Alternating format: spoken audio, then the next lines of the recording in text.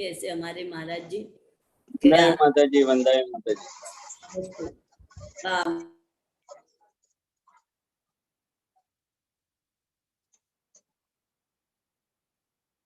युग निर्माता देवादिदेव आदि ब्रह्मा आदि विधाता प्रथम तीर्थंकर श्री आदिनाथ भगवान की जय।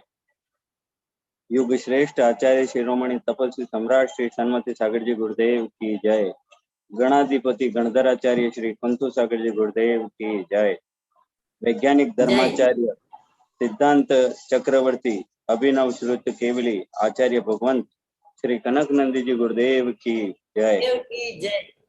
इस वेबिनार में सम्मिलित होने वाले हमारे आचार्य श्री गुप्तीनंद जी गुरुदेव, आचार्य श्री विद्यानंद जी गुरुदेव, आचार्य श्री श्रेय सागर जी गुरुदेव, मुनि श्री वैराग्य सागर जी गुरुदेव, मुनि श्री आज्ञा सागर जी गुरुदेव, मुनि श्री सुरेश गुप्त जी गुरुदेव, मुनि श्री सौविज्ञ सागर जी गुरुदेव, मुनि श्री विनय गुप्त जी गुरुदेव, मुनि श्री अध्यात्मानंद जी गुरुदेव सहित समस्त मुनि भगवंतों के चरणों में नमोस्तु नमोस्तु। गणिन्य हरिका सौहार्दमती माता जी, गणिन्य हरिका आशाश्री माता जी, गणिन्य हरिका जिनवाणी माता, हरिका श्री सुनिधिमती माता जी, हरिका श्री सुवत्सलमती माता जी सहित समस्त हरिका माता जी के चरणों में वंदामी शुल्लक शुल्लिकाओं के चरणों में अत्यंत हर्ष और बहुत ही शुभ। कल हमारा आदि पुराण का प्रथम दिन था, पर कल मैं बाहर था इसलिए सम्मिलित नहीं हो पाया था, लेकिन मैंने यूट्यूब से देखा था और बहुत ही आनंद आया। साथ ही कल हमारे आचार्य भगवंत श्री कनक नंदी जी गुरुदेव का पुनर्वास कॉलोनी, जो सौभाग्य की दरा है, पुण्यशाली नगरी है, ऐसे पुनर्वास कॉलोनी में आचार्य श्री कनक नंदी जी गुरुदेव का वर्षा योग हेतु मंगल प्रवेश हुआ। इतना सहज और साधारण वर्षायोग, गुरुदेव की अनेक प्रतिज्ञाओं से युक्त, न कोई बड़ा टेंट पेंट गाजा वाजा कुछ भी नहीं, अत्यंत साधारण। जैसे हमारे पारंपरिक रूप से शहनाई होती है, वही शहनाई और माताएं मंगल कलश लेकर आगे चलती हैं, उसी तरह एक साधारण से संक्षिप्त में गुरुदेव का मंगल प्रवेश हुआ। यही हमारे गुरुदेव की एक निष्प्रता और आडंबर रहित साधना का बहुत बड़ा उदाहरण, जो इस कोरोना के इस पीरियड में समूचे विश्व को, समूचे भारत को गुरुदेव जो निष्प्रता और आडंबर रहित जो साधना गुरुदेव वर्षों से कर रहे हैं, जब से गुरुदेव ने दीक्षा ली तब से गुरुदेव की इसी प्रकार की साधना है, और आज कोरोना के इस पीरियड में सबको इसका अनुसरण करना पड़ रहा है। इससे हमारे आचार्य भगवान श्री कनक नंदी जी गुरुदेव जो जीवंत यूनिवर्सिटी है, जिनके द्वारा 300 से अधिक दिगंबर संतों ने शिक्षार्जन ज्ञानार्जन प्राप्त किया है, ऐसे महागुरु का सौभाग्य को वर्षायोग को पाना निश्चित रूप से इस वागड़, इस मेवाड़ की संपूर्ण धरा का बहुत बड़ा सौभाग्य है, खासकर पुनर्वास कॉलोनी श्री समाज का। और हम भी बहुत बड़े सौभाग्यशाली हैं कि 1 साल से गुरुदेव की निरंतर ज्ञान वाणी को इस वेबिनार के माध्यम से, इस जैनम जूम चैनल के माध्यम से हम सुन रहे हैं।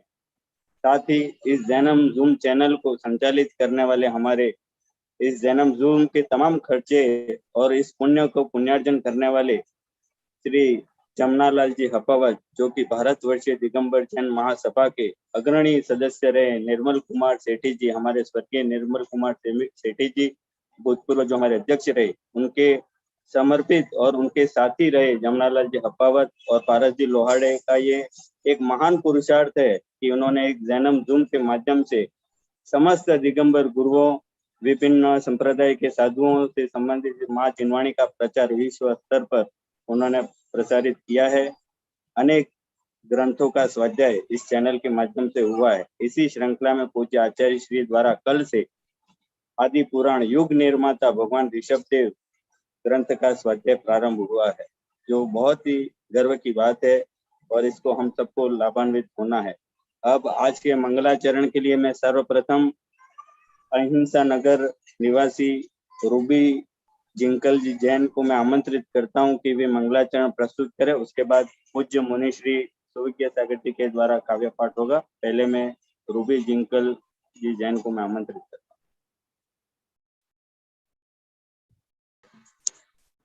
हूँ। बोले देवादिदेव आदिनाथ भगवान की जय। वैज्ञानिक धर्माचार्य आचार्य भगवान कनकनंद जी गुरुदेव की जय। समस्त मुनि संघ की जय। बरसा दाता सुख बरसा, आंगन आंगन सुख बरसा। बरसा दाता सुख बरसा, आंगन आंगन सुख बरसा। चुन चुन काटे नफरत के, प्यारे अमन के फूले खिला। बरसा दाता सुख बरसा, आंगन आंगन सुख बरसा। तन से कोई है दुखी, मन से कोई है दुखी, हे प्रभु दया करो, सारा जहान हो सुखी। हर पल मांगू यही दुआ, आंगन आंगन सुख बरसा। हर पल मांगू यही दुआ, आंगन आंगन सुख बरसा। बरसा दाता सुख बरसा, आंगन आंगन सुख बरसा।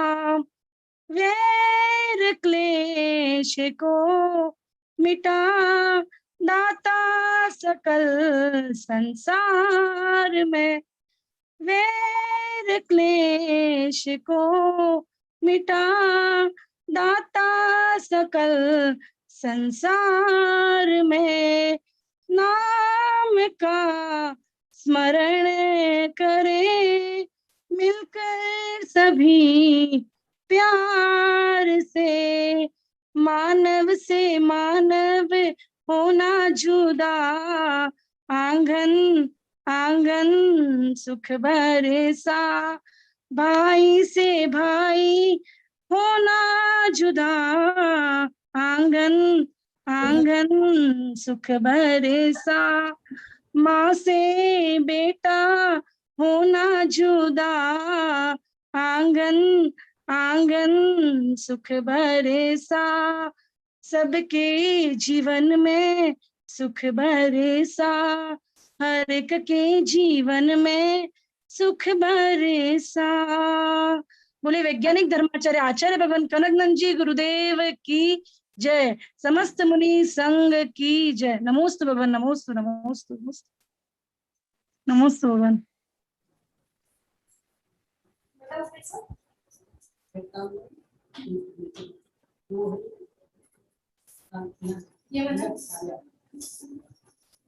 हाँ, वर्ण अभय कोई भी मंगलाचरण करे तो उसके बाद गुरुदेव को स्पॉटलाइट और गुरुदेव का माइक अनम्यूट करना चाहिए, क्योंकि गुरुदेव हर किसी को प्रोत्साहित अवश्य करते हैं।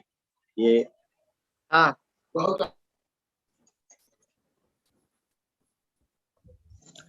रूपी ने बहुत सुंदर प्रस्तुति दी है, भाव से राग से, उसको आशीर्वाद धन्यवाद। नमोस्तु भगवान, नमोस्तु भगवान। अब इसी श्रृंखला में मैं हमारे गुरुदेव के संगस्थ पूज्य मुनि श्री सुविज्ञ सागर जी गुरुदेव के चरणों में नमोस्तु करते हैं। गुरुदेव, आप काव्य पाठ के द्वारा इस सभा का शुभारंभ करें। नमोस्तु गुरु। जय बोलो अनंतानंत सिद्ध परमेष्टि भगवान की जय। जय बोलो देवादिदेव आदि ब्रह्मा आदिनाथ भगवान की जय। जय बोलो जिनवाणी सरस्वती माता की जय। जय बोलो गणाधिपति गणधराचार्य श्री कुंथू सागर जी गुरुदेव की जय। जय बोलो परम पूज्य वैश्विक दृष्टि संपन्न आचार्य भगवंत श्री कनक नंदी जी गुरुदेव की जय। समस्त संत वृंद की जय। अभी रूबी जैन बोल रही थी, आंगन आंगन सुख बरसा, घर घर में सुख बरसे। तो अभी गुरुदेव की जो वाणी है, ये सिर्फ घर घर नहीं, सारे विश्व में सुख की वर्षा कर रही है। और आज ही ऐसी ही सुख की वर्षा करती हुई गुरुदेव की कविता प्रस्तुत है और इस कविता के माध्यम से भारत का प्राचीनतम इतिहास, शिक्षा, संस्कृति, ज्ञान, विज्ञान के आदि प्रवर्तक भगवान आदिनाथ ऋषभदेव, उनका हम पूरा इतिहास जानेंगे उसके माध्यम से, पूरे भारत का जो विषय अभी चल रहा है।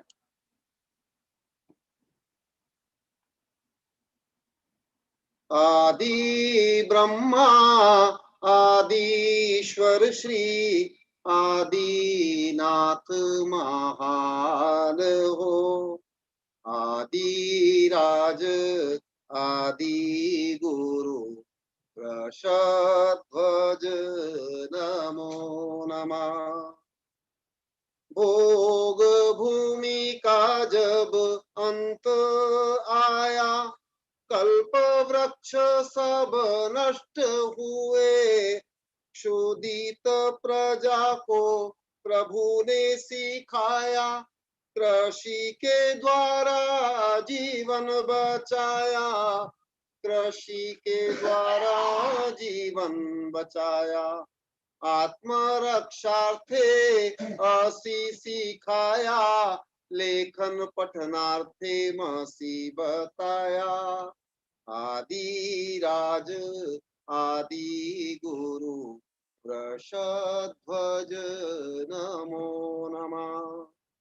भौतिक विनिमय हेतु वाणिज्य, ग्रहोपकरण शिल्प बताए, परस्पर सहयोग सेवा बताया, इसीलिए आदि ब्रह्मा कहलाए, इसीलिए आदि ब्रह्मा कहलाए। आपने ब्राह्मी लिपि भी सिखाई, जिसका नाम ब्राह्मी लिपि हुआ, आदिराज आदि गुरु वृषध्वज नमो नमः। सुंदरी पुत्री को अंक सिखाया, इसीलिए आदि गुरु भी कहलाए, राजा बनकर शासन किया, राजनीति न्याय आप सिखाए, राजनीति न्याय आप सिखाए, तुम्हारा पुत्र भरत हुआ, प्रथम चक्री विख्यात हुआ, आदिराज आदि गुरु वृषध्वज नमो नमः।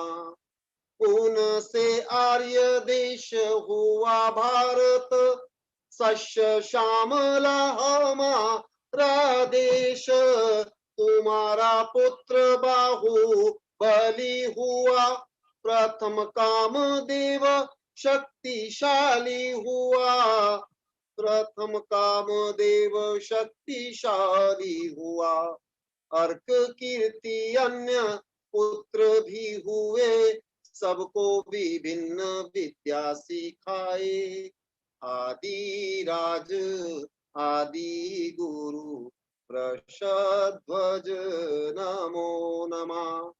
आपको जब वैराग्य हुआ, सब पुत्रों को राज्य दिया, जिससे देशों का उदय हुआ, पुत्रों के नाम से वंश चला, पुत्रों के नाम से वंश चला, इक्षुरस प्रयोग तुमने सिखाया, इसलिए इक्ष्वाकु वंश कहाया, आदिराज आदि गुरु वृषध्वज नमो नमः।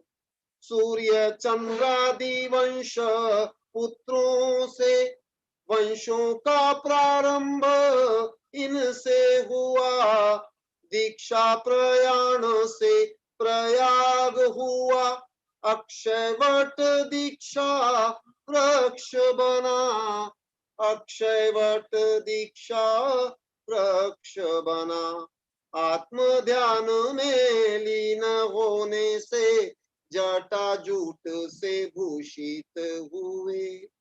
आदि राज आदि गुरु वृषध्वज नमो नमः।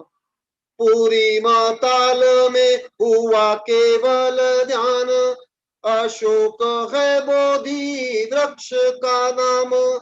देवों ने समव शरण बनवाया, गंध कोटि मध्य में बनवाया, गंध कोटि मध्य में बनवाया। सर्व भाषामयी दिव्य ध्वनि से प्रभु ने ज्ञान विज्ञान संबोधा। आदि राज आदि गुरु वृषध्वज नमो नमः। आत्म विकास का मार्ग बताया, वैश्विक तत्व का रहस्य बताया। कैलाश से मोक्ष धाम पधारे, सच्चिदानंद है रूप तिहारे, सच्चिदानंद है रूप तिहारे। सत्य शिव सुंदर अविकारी बन, अनंत वैभव अविनाशी हुए। आदि राज आदि गुरु वृषध्वज नमो नमः। आदि अणु प्रकृति ज्ञानी, शिक्षा संस्कृति के आदि विज्ञानी। सापेक्ष सिद्धांत के आदि ज्ञाता, न्याय राजनीति के आद्य प्रणेता, न्याय राजनीति के आद्य प्रणेता। आधुनिक या प्राचीन ज्ञान, देश विदेशों के संपूर्ण ज्ञाता। आदि राज आदि गुरु वृषध्वज नमो नमः। रीति रिवाज समाज ध्यान, समस्त ज्ञाता आदि भगवान। कनक नंदी है भक्त तुम्हारा, तुम्हारा आदर्श हमको प्यारा, तुम्हारा आदर्श हमको प्यारा। तुम्हारी भक्ति से तुम सम बनूं, इसी हेतु से भक्ति मैं करूं। आदि राज आदि गुरु वृषध्वज नमो नमः। आदि ब्रह्मा आदिश्वर श्री आदिनाथ महान हो। आदि राज आदि गुरु वृषध्वज नमो नमः। वृषध्वज नमो नमः। जय बोलो आदिनाथ दादा की जय बोलो परम पूज्य आचार्य भगवंत श्री कनक नंदी जी गुरुदेव की जय।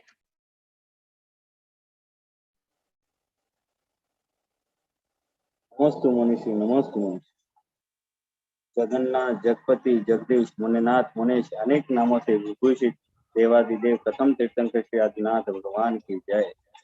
हमारे इस नंदी संघ रूपी विश्वविद्यालय के हमारे कुलाधिपति आचार्य श्री कनक नंदी जी गुरुदेव के चरणों में बारंबार नमोस्तु करते हैं। गुरुदेव, आपके श्रीमुख से युग निर्माता भगवान ऋषभ देव ग्रंथ की स्वाध्याय का ज्ञान रस हम सबको प्राप्त हो। गुरुदेव नमोस्तु, गुरुदेव नमोस्तु। आशीर्वाद आशीर्वाद। वृषभो श्री जगज्येष्ठ पुरुः पुरो गुणोदयः, नाभेय नाभिसंभूतेः, इक्ष्वाकुकुलनन्दनः।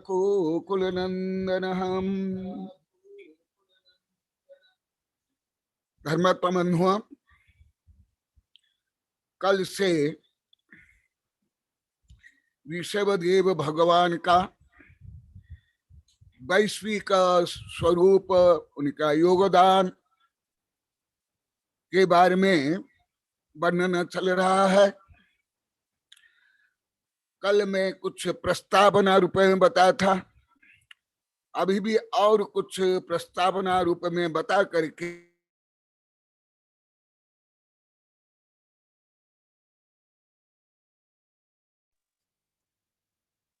वर्ण आवाज बंद होगी।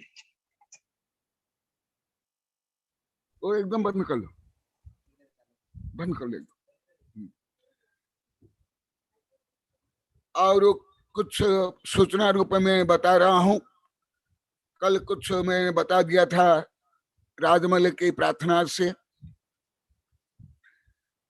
अभी जो जिस विषय का मैं प्रतिपादन करूंगा, अभी अभी 10 तारीख को मेरे वैज्ञानिक शिष्यों के अनुरोध से मैं जो लोक के बारे में वर्णन किया था, उस विषय को भी यहाँ ऐड करना जरूरी है। और वेबिनार में भी अभी लगभग 11.5 महीना हो रहा है जो मैं बताया, वो भी यथासंभव आप लोग को जोड़ना चाहिए, तब विषय का परिज्ञान समग्रता से होगा।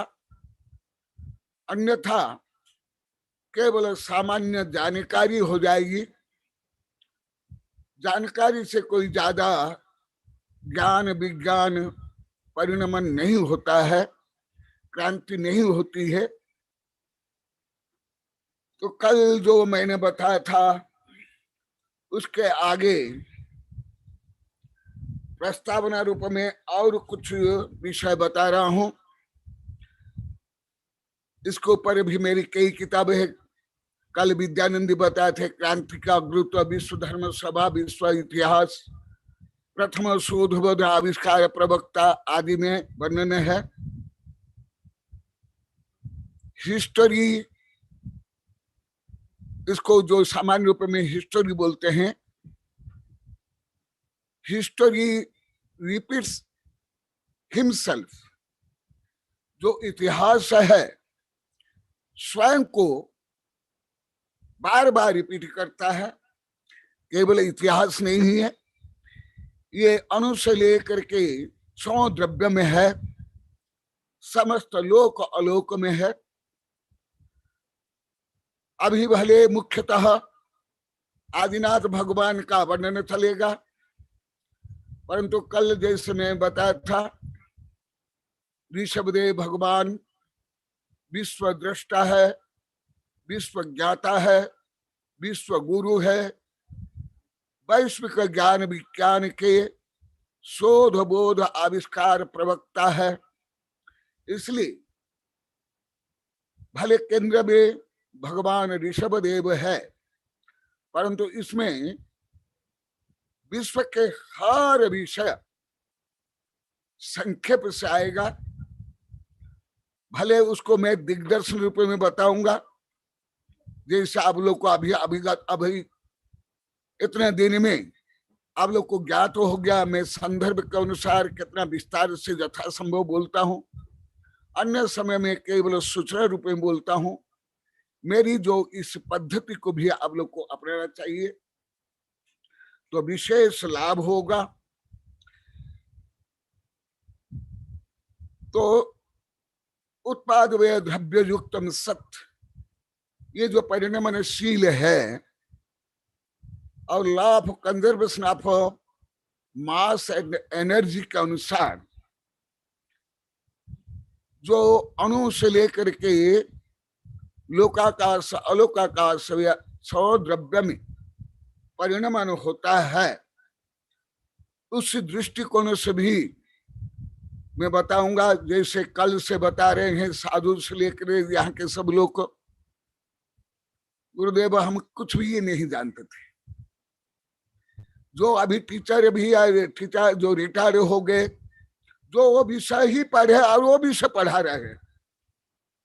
मैंने इतिहास, साहित्य, समाज शास्त्र, वो भी कल से बोल रहे हैं। हमें सब कुछ भी ज्ञात नहीं था। इसलिए आप लोग की आवश्यकता और कमियों की आपूर्ति को लक्ष्य में रख करके बताऊंगा।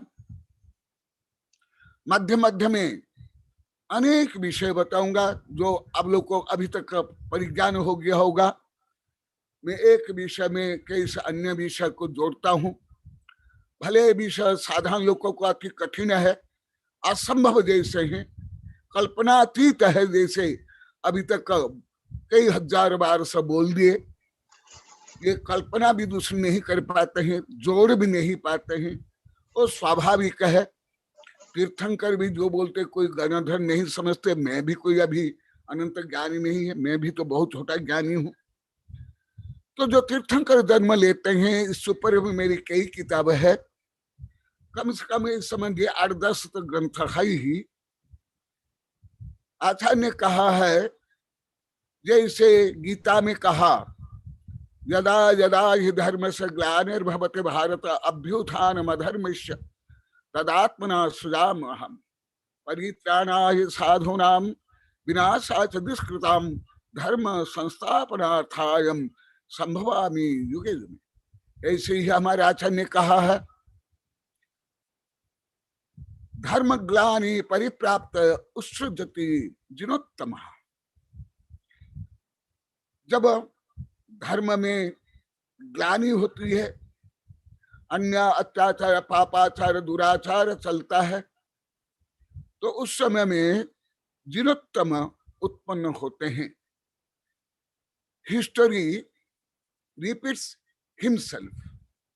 केवल आप मत सोचो जो मनुष्य के इतिहास इतना नहीं, जो वैश्विक इतिहास है ऐसे ही।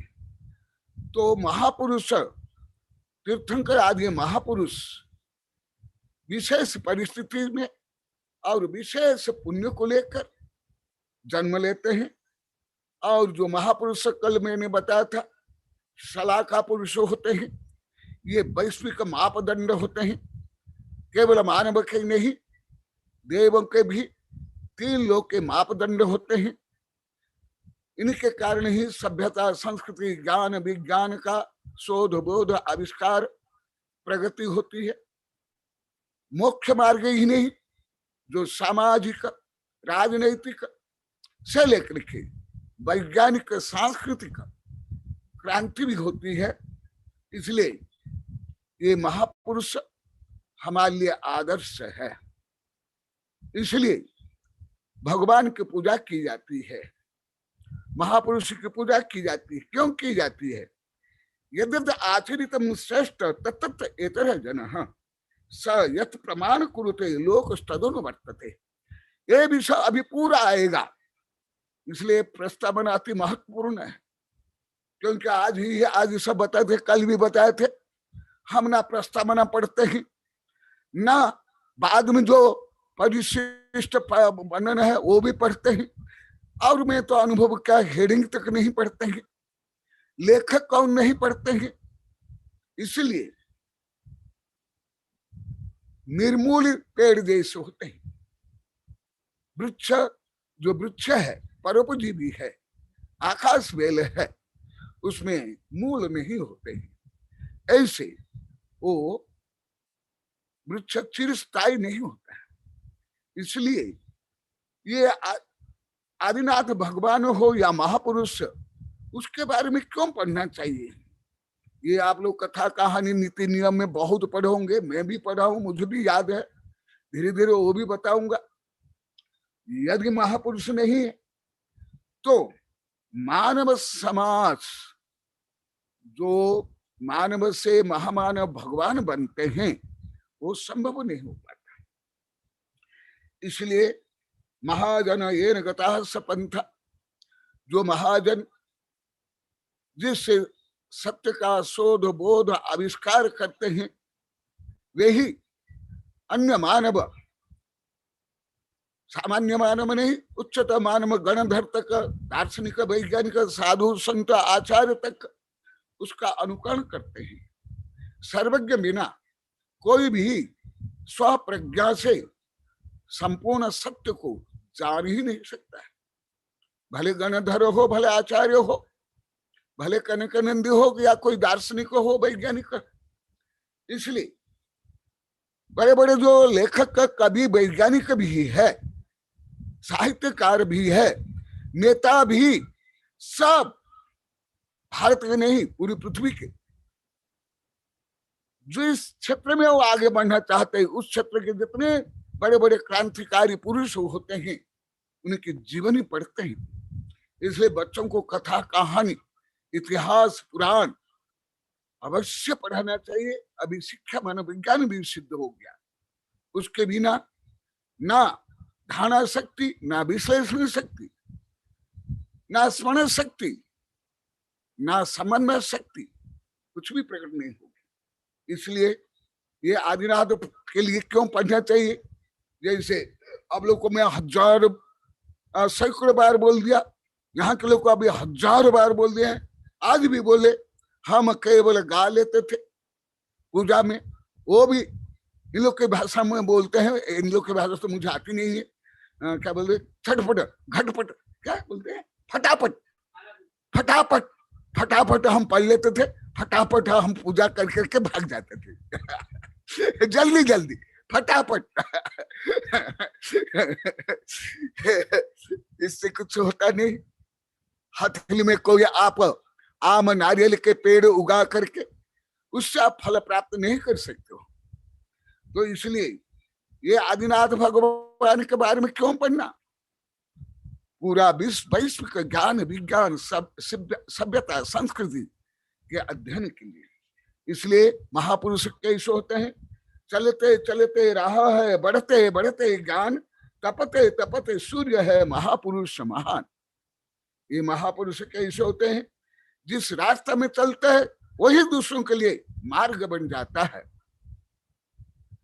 और बढ़ते बढ़ते ज्ञान, और उनका ज्ञान सामान्य लोग को जैसे रूढ़िवादी धार्मिक हो या नौकर बनने के लिए जो पढ़ाई करते हैं, ऐसे के लिए नहीं है। केवल रट रटैया कुछ रट लिए और बन गए ओमनिशिएंट, बन गए सर्वज्ञ। छोटे से बच्चे भी बोलते हैं सब आता है, सब मालूम है, पता है। आज सुबह भी एक बच्चे इसे बोल रही थी आहार के बाद। सब जानती हूँ। 1.5-2 वर्ष के साथ 3 वर्ष की छोरी हो गई, उसकी माँ अभी देख रही है भी वेबिनार में। तो ऐसे नहीं। इसलिए जब तक आप महापुरुषों को नहीं पढ़ोगे तो आप अपनी अज्ञानता, कमियां भी नहीं समझ सकते। उपमंडुकता नहीं, एक डिब्बे के कीड़े जैसे बन जाते हैं। इसलिए महापुरुषों को पढ़ने के बाद हमारी स्व आध्यात्मिक शक्ति, पोटेंशियल एनर्जी का ज्ञान होता है। हम में क्या कमियां है, हमें क्या बनना चाहिए, इसका भी ज्ञान होता है। केवल ऐसे नहीं पढ़ना चाहिए। कैसे? मक्का गए, मदीना गए, बनकर आए हाजी, इल्लत गए न आदत गए, रहे पाजी की पाजी। ऐसे पाजी बनने के लिए नहीं, टाइम वेस्ट करने के लिए नहीं, मनोरंजन के लिए नहीं, इससे भी कोई लाभ नहीं। इसलिए मराठी में कहा गया है, महापुरुष होऊन गेले त्यांचे चारित्र पहा जरा, आपण त्यांचे समान व्हावे याचे सापडे बोध खरा। जो महापुरुष, उनकी स्तुति, वंदना, गुणगान, पूजा, मूर्ति, मंदिर, चित्र आदि क्यों? इसकी क्या आवश्यकता? महापुरुष होऊन गेले त्यांचे चारित्र पहा जरा, उनके जो चारित्र है, उनके गुण है, उनके आदर्श है, उसको देखो, उसको समझो। वंदे तद्गुण लब्धे। हिंदू धर्म में कहा गया है, शिवम भूत्वा शिवम यजेन। तुम जब तक शिव नहीं बनोगे, पवित्र नहीं बनोगे, तुम शिव की पूजा नहीं कर सकते। इसी प्रकार जैन धर्म में जो कहा गया, वंदे तद्गुण लब्धे, महापुरुष के महान आदर्श को ग्रहण करने के लिए पढ़ना चाहिए। नहीं तो अभी जैसे मैं बताया, कई महापुरुष के बारे में बताया, पहले उनको जीवंत अवस्था में उनके शिष्य भी उनको मारे। ईशामस्य, सुकरात से लेकर तीर्थंकर, बुद्ध, आधुनिक युग में उनके अनुयायी, उनके भक्त, उनके शिष्य ही उनको संकट उत्पन्न किए। मैं आप लोगों को बहुत बार बताया हूं। इसलिए इन सब दृष्टिकोण को रख करके, क्योंकि मुझे कल राजमल जैसे बताया, मैं बता दिया कि गुरुदेव के इसको विस्तार से पढ़ा, भले 1 वर्ष लगे, उस दृष्टिकोण से मैं विस्तार से बताने के लिए कल ही बताया, उसी अनुसार मैं बताता हूं। अभी मूल विषय में आता हूं। अभी तक संक्षेप प्रस्तावना रूप में, मैंने इंट्रोडक्शन रूप में बताया हूं। अभी मूल विषय प्रतिपादन अभी कर रहा हूं। जैसे मध्यपथ में मैं कई बार बताया, अभी 10 तारीख को हमारे वैज्ञानिक शिष्यों को जो मैं विश्व के बारे में बताया वो प्रमुख है। विश्व अनादि अनंत शाश्वत है। इसमें जो 6 द्रव्य शाश्वत है, जीव, पुद्गल, धर्म, अधर्म, आकाश, काल, और इसमें परिणमन होता है सतत। द्रव्य में होता है, गुण में होता है, काल में होता है, पर्याय में होता है। जो अभी मैं वर्णन करूंगा ये मुख्यतः त्रिलोक परिणति के आधार पर जैन धर्म को मुख्यता करके आधुनिक विज्ञान और अन्य धर्म को भी बताऊंगा। जैन धर्म में कुछ अधिक सूक्ष्म और गणितीय और व्यापक वर्णन है। ऐसे कुछ वर्णन हिंदू धर्म में भी है। उनमें भी काल परिवर्तन है, सत्य युग आदि 4 युग, फिर कल्प काल आदि का वर्णन है। ये भी मेरी किताब में बहुत विस्तार से गणित के रूप में दिया हूं। और 10 तारीख को मैं बताया था आधुनिक विज्ञान के अनुसार, वो तो सामान्य लोग को नहीं समझ सकते हैं। सामान्य क्या, जो विश्वविद्यालय में लेक्चरर प्रोफेसर है, जो उच्चतम विज्ञान गणित नहीं पढ़े, वो नहीं समझ सकते हैं। उनकी क्षमता से भी बाहर है। भले राष्ट्रपति हो, प्रधानमंत्री हो, जज भी उस विषय नहीं समझ सकते हैं, जो परसों बताया था। तो ये जो अभी जो मैं वर्णन कर रहा हूं, ये ब्रह्मांडीय वर्णन या वैश्विक वर्णन या विज्ञान के अनुसार कॉस्मिक जो कॉस्मिक टाइम है, कॉस्मिक टाइम विज्ञान में बताते हैं। परसों हल्का सा बताया था। और जो धर्म में जिसको काल परिवर्तन कहते हैं, हिंदू धर्म में 4 काल कहा गया। फिर भी उसमें वैवंतर, मनु आदि कल्प काल का भी वर्णन है। अभी मैं मुख्यतः जैन धर्म को लेकर बताऊंगा। यदि अन्य धर्म और विज्ञान क्या मानते हैं, क्या चाहिए, तो मेरे इस समय जो बहुत ग्रंथ है, उसको आप लोग पढ़ लेना। तो जो लोक है, उस लोक के अनुसार जो काल परिवर्तन है उसका वर्णन अभी कर रहा हूं। जैसे धरती के जो या भारत की जो ऋतु परिवर्तन ही अलग है। यहां तक कि सूक्ष्म विज्ञान के अनुसार हर क्षेत्र का, यहां तक कि एक पेड़ का भी वातावरण अलग होता है और वहां का परिवर्तन अलग होता है। परंतु मैं अभी जो बता रहा हूं, भरत ऐरावत क्षेत्र के काल परिवर्तन अनादि अनंत है। उसमें अभी जो आदिनाथ को केंद्र करके बताऊंगा, इसलिए भरत क्षेत्र के आर्यखंड में काल विभाग होता है। उसमें उत्सर्पणी और अवसर्पणी। उत्सर्पणी मैंने क्रम विकास और अवसर्प मैंने क्रम ह्रास। ये अधिकांश शब्द सब आप लोग के लिए अननोन होगा। कल के जो कुछ विषय अति सरल था इतिहास का, वो भी यहाँ के सब बोलिए, विद्यार्थी ले टीचर तक, साधु संत तक, बोले गुरुदेव उनमें से अधिकांश शब्द का अर्थ हम मालूम नहीं था। तो आज तो उससे भी कुछ गहन बताऊंगा। उत्सर्पणी और अवसर्पणी माने डाउन फॉल और अप डाउन, क्रम ऊपर चढ़ना और उतरना। माने किसमें? प्रकृति, मनुष्य और पशु में जो क्रम विकास होता है वो उत्सर्पण में, और अवसर्पण में मनुष्य पशु आदि की बुद्धि, शक्ति, सुख, वैभव जो ह्रास होता है उसको अवसर्पण, डाउनफॉल, पतन होना। और उसके मैं अभी अति सूक्ष्मता से नहीं जाऊंगा विषय करके अलौकिक गणित में, क्योंकि अलौकिक गणित में जाने पर कई वर्ष लग जाएगा परंतु सामान्य संदर्भ के अनुसार बताऊंगा। भले जो मैं बता रहा हूं ये प्राचीनतम गणितीय ग्रंथ से बता रहा हूं, जो गणित के माध्यम से लिखा हुआ है। तो पहले भोग भूमि थी। भोग भूमि माने जहां असी मसी, कृषि, वाणिज्य, सेवा, शिल्प आदि नहीं होते हैं, जहां पशु मनुष्य अत्यंत सुखमय जीवन यापन करते हैं, वो है भोग भूमि।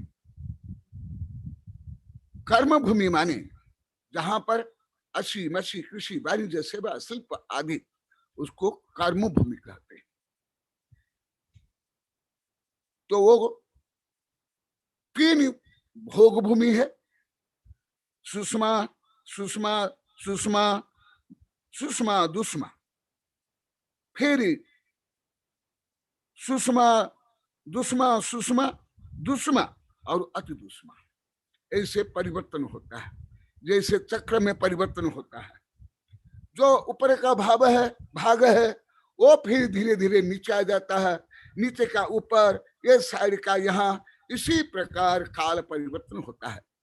जैसे घड़ी में वो जो उसके हैंड है, कांटे हैं, जैसे घूमते हैं, या स्थूल रूप में जैसे परसों में उत्तर दिया था, जैसे आप लोगों को देखते हो सूर्य, चंद्र, ग्रह आदि के उदय अस्त, ऐसे। परंतु ये स्थूल वर्णन है। तो भोग भूमि के बाद कर्म भूमि, कर्म भूमि में ही महापुरुष उत्पन्न होते हैं। भोग भूमि में महापुरुष उत्पन्न नहीं होते। भोग भूमि में सुखमय जीवन होता है, दीर्घकाल जीवन रहता है। वहां युद्ध, हत्या, बलात्कार, चोरी, डकैत आदि कुछ नहीं होने पर भी वहां आध्यात्मिक क्रांति नहीं होती है। आध्यात्मिक क्रांति कर्म भूमि में होती है।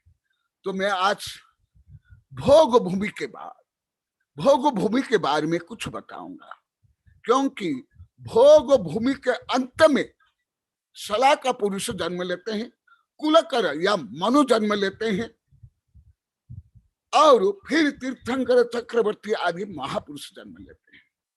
जैसे मैं परसों बताया था, भले वो आप लोग का विषय नहीं है, अभी वैज्ञानिक लोग को बिग बैंग के पहले क्या था, कब बिग बैंग 0 सेकंड हुआ नहीं जानते, परंतु जो मैं बता रहा हूं ऐसे नहीं, जो सर्वज्ञ ने बताया उसके आधार पर इस काल के पहले भी क्या था, आगे क्या परिवर्तन होगा, वो भी सर्वज्ञ ज्ञान गम्य का विषय में आप लोग को बता रहा हूं।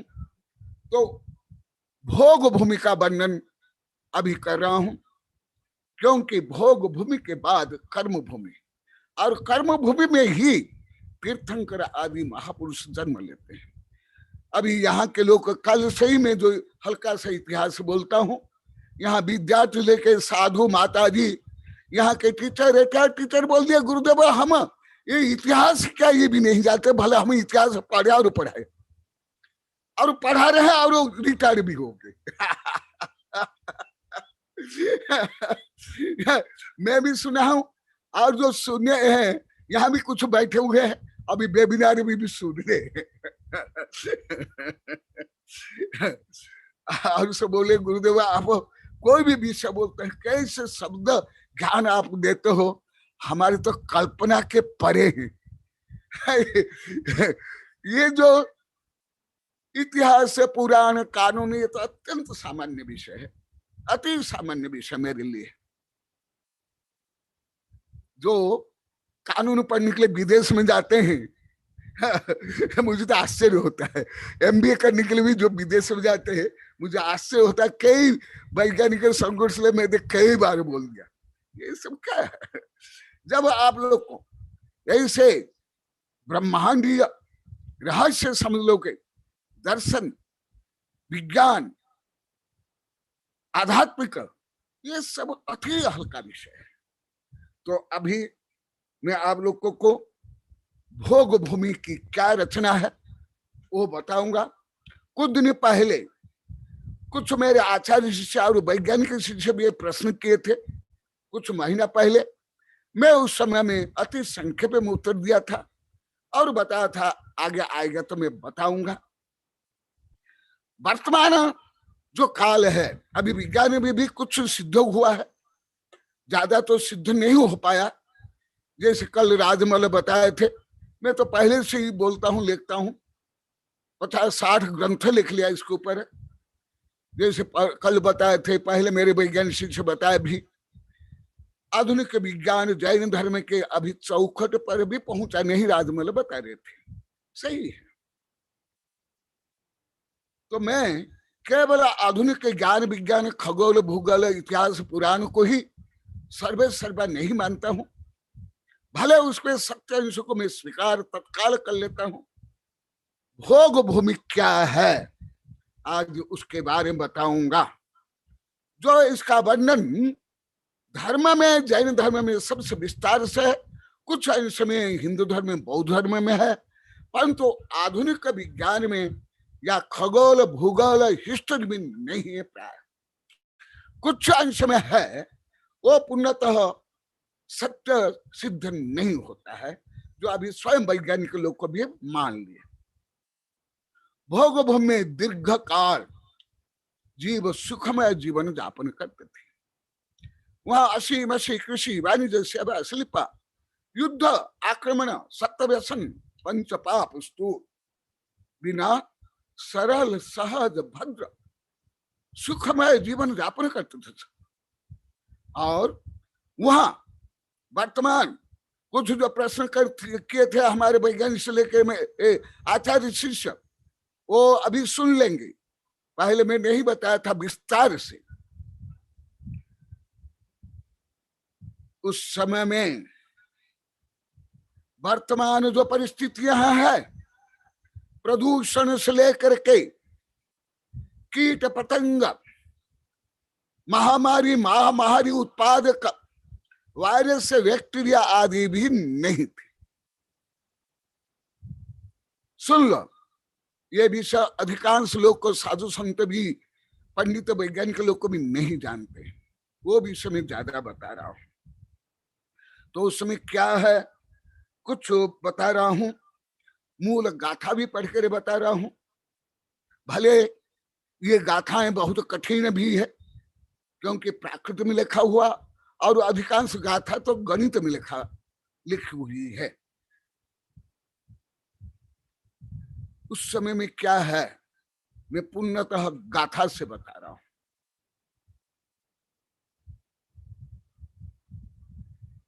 सुसम में काले भूमि रज धूम जल नाही मरहिदा कंटय अभ्यशिलायिम बिच्छी आदि कीरव सग्ग परिचत्ता। कुछ बीच बीच में विज्ञान भी आप लोग को बताता जाऊंगा। अभी भी विज्ञान सिद्ध नहीं कर पाया ये वायरस क्या है, जीव या अजीब, और ये वायरस कब से है अभी भी नहीं जानते वैज्ञानिक। प्रेजेंट नाउ माने इस घड़ी में 4:70 तक नहीं जानते पूरी पृथ्वी के वैज्ञानिक। माने जो रोगाणु के आविष्कारक वहां से लेकर के अभी के भी आधुनिक वैज्ञानिक और डॉक्टर कब से हैं, उनका क्या स्वरूप, क्या डीएनए आरएनए क्या है, ये जीव है क्या अजीब, ये भी नहीं जानते।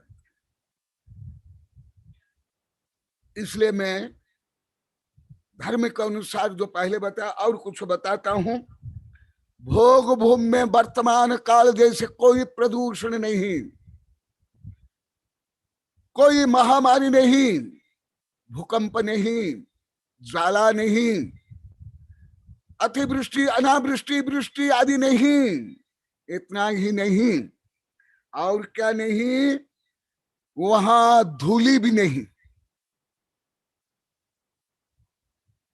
धूम भी नहीं, धुआं भी नहीं, किसी प्रकार प्रदूषण नहीं, अग्नि और हिम भी नहीं, कंटक भी नहीं, बर्फ भी नहीं, बिच्छू भी नहीं, बिच्छू इतना नहीं, और क्या क्या नहीं वो भी आप लोग को बता देता हूं।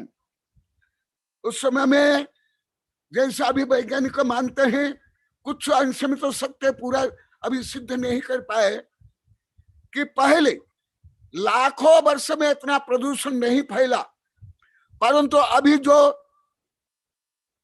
प्रौद्योगिकी के कारण, उद्योग के कारण, वैज्ञानिक आविष्कार के कारण और मनुष्य जो जंगल पशु पक्षी की हत्या करे हैं उसके कारण प्रदूषण बढ़ा है, महामारी आदि प्राकृतिक आपदाएं बढ़ी। और आधुनिक विज्ञान में हल्का सिद्ध हो वह भी बताऊंगा।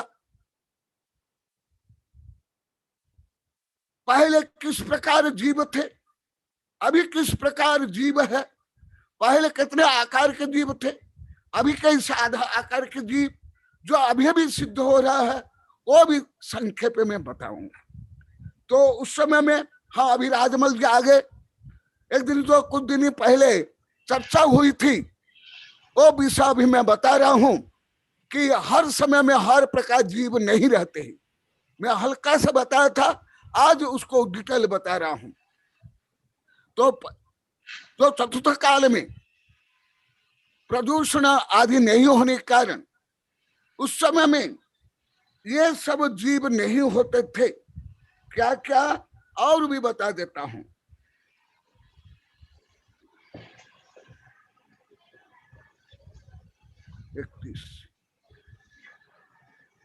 शंख पिपलीय मक्कूण गोमज्ज मच्छी दंस मशय किमी पहुदी बियलिंदीय न होती हूँ नियमेण परम काल में। भले जीव शाश्वत है, 84 लाख योनि शाश्वत है, और 4 गति भी शाश्वत है, तथापि हर काल में, हर क्षेत्र में हर जीवन नहीं होते। ये विषय अति कम धार्मिक लोग को, आधुनिक पढ़े लिखे और वैज्ञानिक भी कम जानते, इसलिए जो नहीं जानते हैं वो मैं ज्यादा बताऊंगा। देखो उस काल में और क्या नहीं होता है, बिच्छू आदि नहीं होते थे, और क्या नहीं होते थे, केवल उस समय में संगी पंचेंद्रिय मनुष्य और 3 अंश होते थे। और वो भी सब सुखमय जीवन यापन करते थे, भद्र परिणाम थे। शेर चीता भी मांस नहीं खाते थे। आप लोग को सामान्य रूप में सुने होंगे, अभी मैं उसको विस्तार से बता रहा हूं। उस समय में शंख, चींटी, खटमल, गो मच्छिका, डांस, मच्छर, कृमि इत्यादि विकल्प नहीं होते थे। उस निश्चित काल में, निश्चित क्षेत्र में अन्यत्र होते थे। उस निश्चित, जैसे अभी पृथ्वी में भी हर स्थान में हर प्रकार जीव नहीं है। ध्रुव में या मरुभूमि में या जहां वर्षा होती है या अमेज़न नदी के जो जंगल है आदि में अलग अलग प्रजाति के जीव रहते हैं। क्या ध्रुव में, जो भारत में जो विभिन्न प्रकार के जीव है, क्या है? क्या नहीं। जो मरुस्थल है, रेगिस्तान है, वहां क्या हर प्रकार जीव है? क्या नहीं। इसी प्रकार भोग भूमि में ये सब क्षुद्र जीव, जो विषाक्त जीव, जिससे विषय करके रोग फैलता है, ऐसे जीव नहीं होते थे। वहां का वातावरण इतना स्वच्छ, इतना पवित्र, जो मैं अभी गाथा सहित बताऊंगा। धूली से लेकर प्रदूषण, सर्दी गर्मी से रहित, किसी प्रकार प्रदूषण, किसी प्रकार 500 पाप, सप्त व्यसन आदि नहीं होने के कारण, जैसा अभी वैज्ञानिक लोग को सिद्ध कर रहे हैं, बीच बीच में बता, मेरे वैज्ञानिक शिष्य भी बताए हैं, ये कोरोना वायरस को लेकर भी अभी जो सिद्ध हो रहा है, जहां अधिक हिंसा है, मांस भक्षण है, प्रदूषण है, फैक्ट्रियां है, वहां ज्यादा करके वायरस से उत्पन्न होते हैं, प्रभावशाली होते हैं, और वहां वो मारक ज्यादा होते हैं। और जहां स्वच्छ वातावरण, जंगल, जहां शाकाहारी है, प्रदूषण रहित और सादा जीवन, उच्च विचार वाले हैं, अभी भी भारत से लेकर पृथ्वी में अनेक स्थान में कोरोना का प्रवेश तक नहीं हुआ। आप लोग टीवी में और पेपर में उसका भी कारण क्या है आप लोग को बता रहा हूं। तो वहां ये सब विकलेंद्रिय जीव नहीं होते थे, क्योंकि विकलेंद्रिय जीव विशेष करके पापी जीव होते हैं, अविकसित जीव होते हैं, और भोग भूमि में जो भद्र परिणामी होते हैं, भले मिथ्या दृष्टि हो, वो दान देते हैं, परोपकार करते हैं, सेवा करते हैं, वो भोग भूमि में उत्पन्न होते हैं। इसलिए वहां पर ऐसे क्षुद्र जीव, पापी जीव, रोग कारक जीवन नहीं होते थे।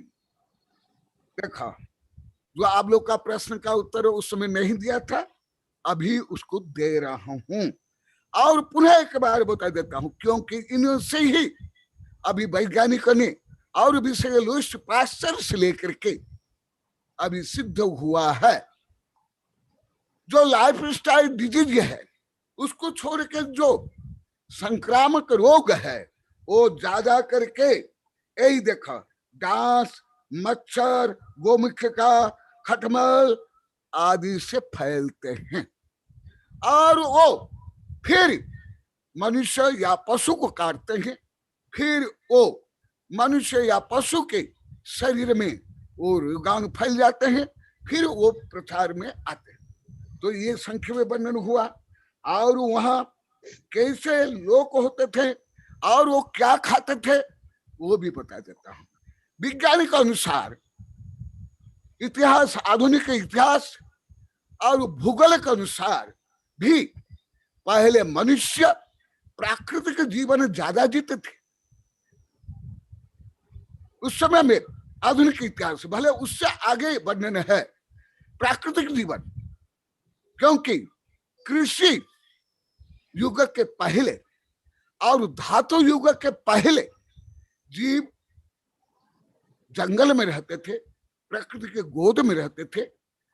उससे भी ज्यादा फॉरवर्ड वर्णन है जैन धर्म में, वो आप लोग को बता रहा हूं।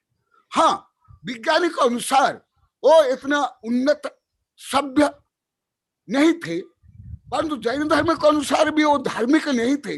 अधिकांश भले भद्र मिथ्यादृषि शालीन शांत होते थे, परंतु वहां मोक्ष मार्ग का प्रवर्तन नहीं हुआ था। जो मैं आगे बताऊंगा वो मोक्ष मार्ग का प्रवर्तन तीर्थंकर करते हैं और आविष्कार कुल करे या मनु करते हैं।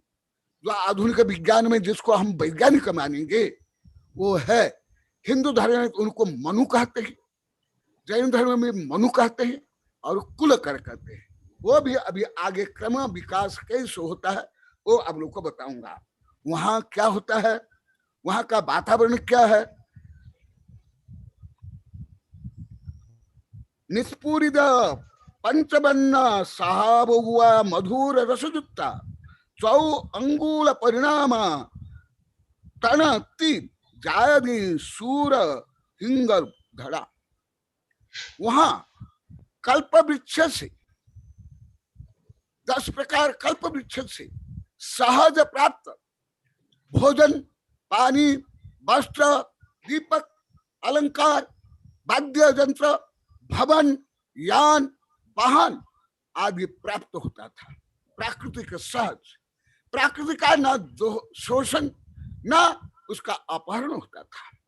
वहां भले राजनीति समाज व्यवस्था नहीं थी, सब जीव प्राकृतिक रूप में शालीन शांत रूप में जीवन यापन करते थे। मनुष्य और पशु कोई भी परस्पर विरोधी नहीं थे, कोई एक दूसरे को कष्ट नहीं देते थे।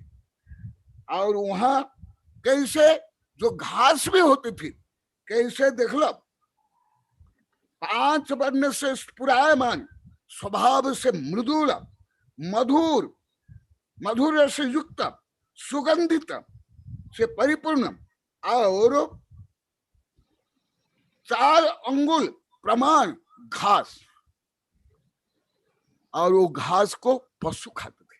शेर हो, चीता हो, वो पशु खाते थे, वो मांस नहीं खाते थे, किसी भी जीव को वो कष्ट नहीं देते थे।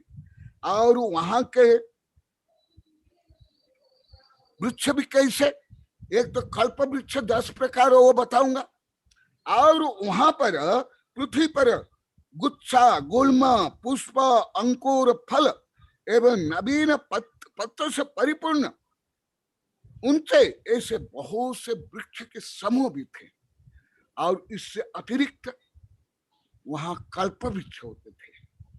जो कल्प वृक्ष के नाम में आप लोग को कई बार बताया, परंतु उसका वर्णन वेबिनार में नहीं किया हूं। वो आज कुछ समय मिलेगा तो बोलूंगा, नहीं तो कल बताऊंगा।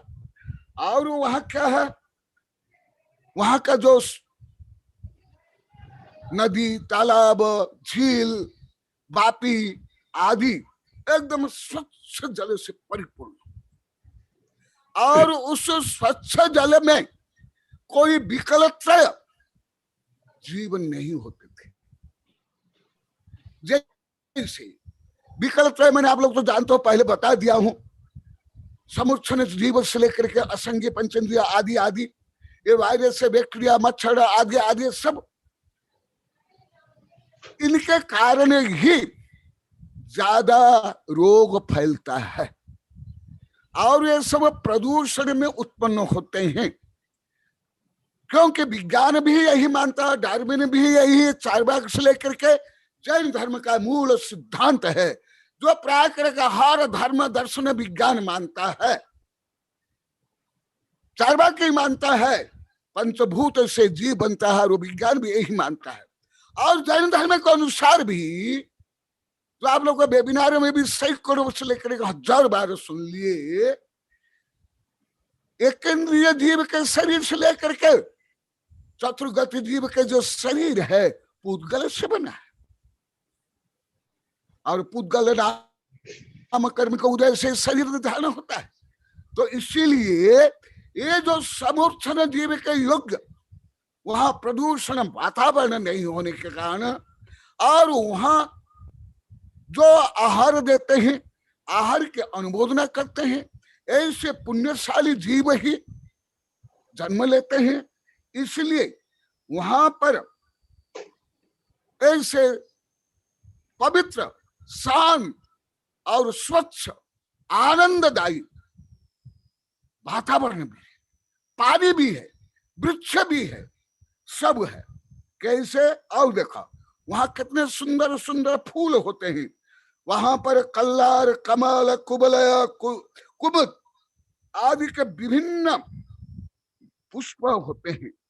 और वहां पर पानी है, स्वच्छ पानी है। वो स्वच्छ पानी में त्रस जीव जो विकल्प तो जीव है ही नहीं। अभी अभी परसों जो कार्यक्रम हुआ था, ज्यादातर मेरे वैज्ञानिक शिक्षित आप लोग सुने होंगे, वहां हमारे एक वैज्ञानिक भक्त शिष्य का सुने होंगे, उनका क्या नाम है, ईश्वर के वैज्ञानिक भंडारी जी बताए थे कि अभी वैज्ञानिकों ने सिद्ध किया है अन्य ग्रह में किस प्रकार अलग अलग पानी है। वो संक्षेप में बताए थे, चित्र भी बताए थे, और मैं इसको विभिन्न वैज्ञानिक दृष्टिकोण से मैं पढ़ता हुई देखता हूं। देखो वहां पर मगर आदि जल जंतु भी नहीं होते और विकल त्रय जीव भी नहीं होते, अर्थात वहां का जल एकदम स्वच्छ, शीतल, पथ्य होता है। और वहां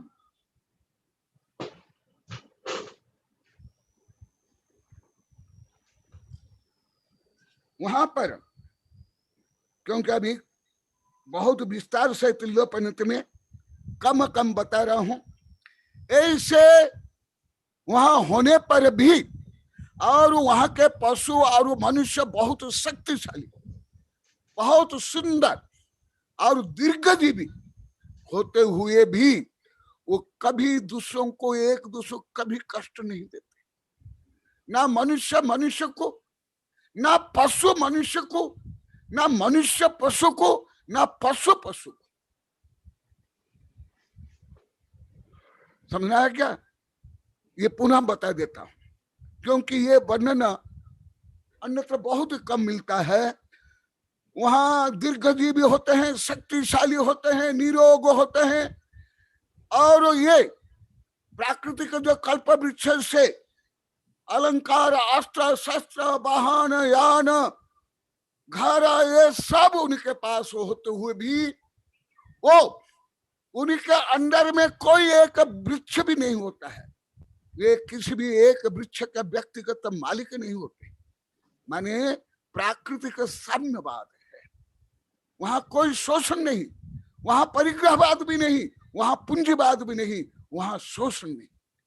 इसलिए राजमल के प्रार्थना जब वो कल बोले गुरुदेव 1 वर्ष तक पढ़ा सकते हो, इसलिए मैं विषय पढ़ाने वाला नहीं था, परंतु सोचा कि यदि इनके आप लोग की भावना है तो मैं तदनुकूल विस्तार से बताऊंगा, इसलिए इसको मैं जोड़ रहा हूं।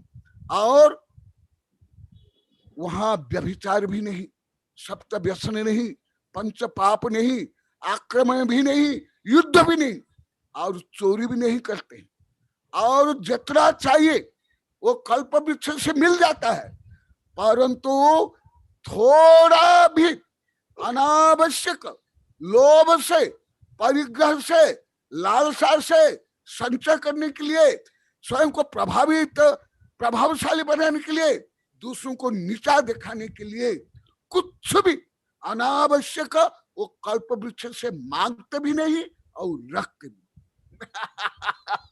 कैसे? ये देखो, क्योंकि स्वाभाविक रूप में जीव का स्वभाव ही समता, शांति, अहिंसा, दया, करुणा आदि है, परंतु वो कर्म के कारण और विभिन्न द्रव्य क्षेत्र काल भाव के कारण वो विकार उत्पन्न होता है, तो वहां ऐसा होता। तथापि प्रचुर वहां स्वाभाविक भोजन है। क्योंकि अभी समय हो गया इसलिए कल बताऊंगा, आज पूरा नहीं हो पाएगा। होते हुए भी वे संग्रह नहीं करते हैं, मिलावट नहीं करते हैं, शोषण नहीं करते हैं, युद्ध नहीं करते हैं, आक्रमण नहीं करते हैं, शेर चीता आदि को मारते नहीं हैं, परस्पर प्रेम से मिलकर रहते हैं। भले वहां सामाजिक संरचना नहीं है, पारिवारिक संरचना नहीं है, केवल वहां आर्य और आर्या होते हैं। कल जैसे बताया था, भारत का प्राचीन नाम यहाँ से ही प्रारंभ हुआ। इसलिए जो कल बताया वो अति प्रस्तावना रूप में अभी उसका, इसलिए वहां आर्य और आर्या होने के कारण भारत का प्राचीनतम आर्यावर्त है, जो दिगंबर श्वेतांबर हिंदू बौद्ध ग्रंथ में आर्यावर्त ही वर्णन है। यहाँ तक कि अशोक के शिलालेख हो, खारवेल के शिलालेख हो, या जहां तक के शिलालेख हो, उदयगिरी, खंडगिरी से लेकर श्रवण बेलगोला, सब शिलालेख में, और जो हिंदू लोग को, जैन लोग को मंगल पाठ करते हैं, आप लोग भी पाठ करते हो, वहां आर्यावर्त आदि बोलते हो, आप लोग रोज बोलते हो, आर्य खंड्या, भारत, भारत देश आदि आदि आप लोग सब बोलते हो। यहाँ से आर्य, आर्य का और कई अर्थ है, अभी संख्या में बता देता हूं। एक तो वो शालीन, भद्र, शांत होते हैं, सभ्य होते हैं, आर्य संस्कृति वाले होते हैं, इसलिए उनको आर्य। आर्य ये गुणवाचक है, ये जातिवाचक नहीं। उसको जातिवाचक करके हिटलर ने युद्ध किया स्वयं को श्रेष्ठ आर्य सिद्ध करने के लिए। यहां तक कि हिटलर भारतीयों को, जैनों को, बौद्धों को, हिंदू को, ब्राह्मण, क्षत्रिय, वैश्य से भी, यहूदी, ईसाई सबसे श्रेष्ठ आर्य मानता था, और स्वयं को श्रेष्ठ आर्य सिद्ध करने के लिए ही उसके जो झंडा है, वो झंडा में स्वस्तिक को उल्टा रूप में है। देखेंगे स्वस्तिक को उल्टा रूप में, आगे उनको लिया गया, बोला गया नाजी।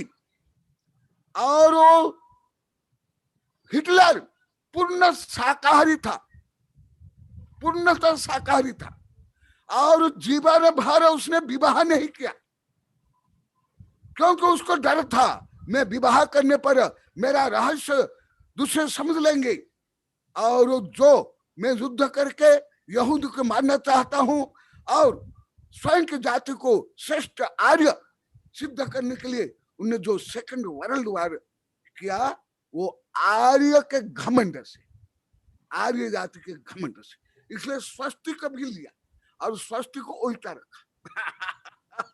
परंतु वो आर्य नहीं, वो आर्य ने म्लेच्छ है, राक्षस है, दुष्ट है।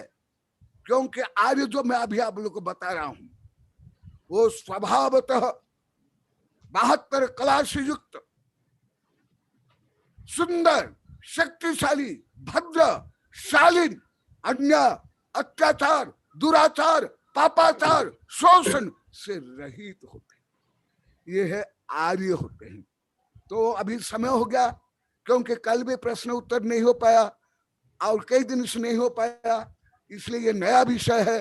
इसलिए मैं आप लोगों से प्रश्नोत्तर के माध्यम से और जानना चाहता हूं। जैसा कल से बता रहे हैं गुरुदेव, हमको तो ये सब कुछ भी मालूम नहीं था, हम तो इतिहास का अर्थ भी नहीं जानते थे, भले हम पढ़ा रहे हैं और पढ़ा लिए। तो इसलिए मैं आप लोगों को अभी लगभग 20 मिनट है, 20 मिनट आप लोग को दे रहा हूं। मैं और कुछ आर्य के बारे में बताऊंगा, उसके बाद किस प्रकार काल परिवर्तन होता है, फिर किस प्रकार आविष्कार का युग आया। जैसे कल राजमल बताया, पहले भी मेरे कई वैज्ञानिक प्रोफेसर बताए, अभी विज्ञान से भी आगे जैन धर्म है, पहले भी ये सब शोध बोध हो गया। अभी तो विदेश के वैज्ञानिक भी रोज बोल रहे हैं, मैं तो रोज पढ़ रहा हूँ, रोज पढ़ रहा हूँ। पहले भी कैसे ज्ञान विज्ञान था, तो वो भी आप लोग को बताऊंगा। पहले ये प्रथम शोध बोध आविष्कार, इसमें मैंने डिटेल लिखा हूँ, कैसे पहले से ही शोध बोध हुआ था, और अभी वो आगे कैसे बढ़ रहा है वो भी कल बताऊंगा।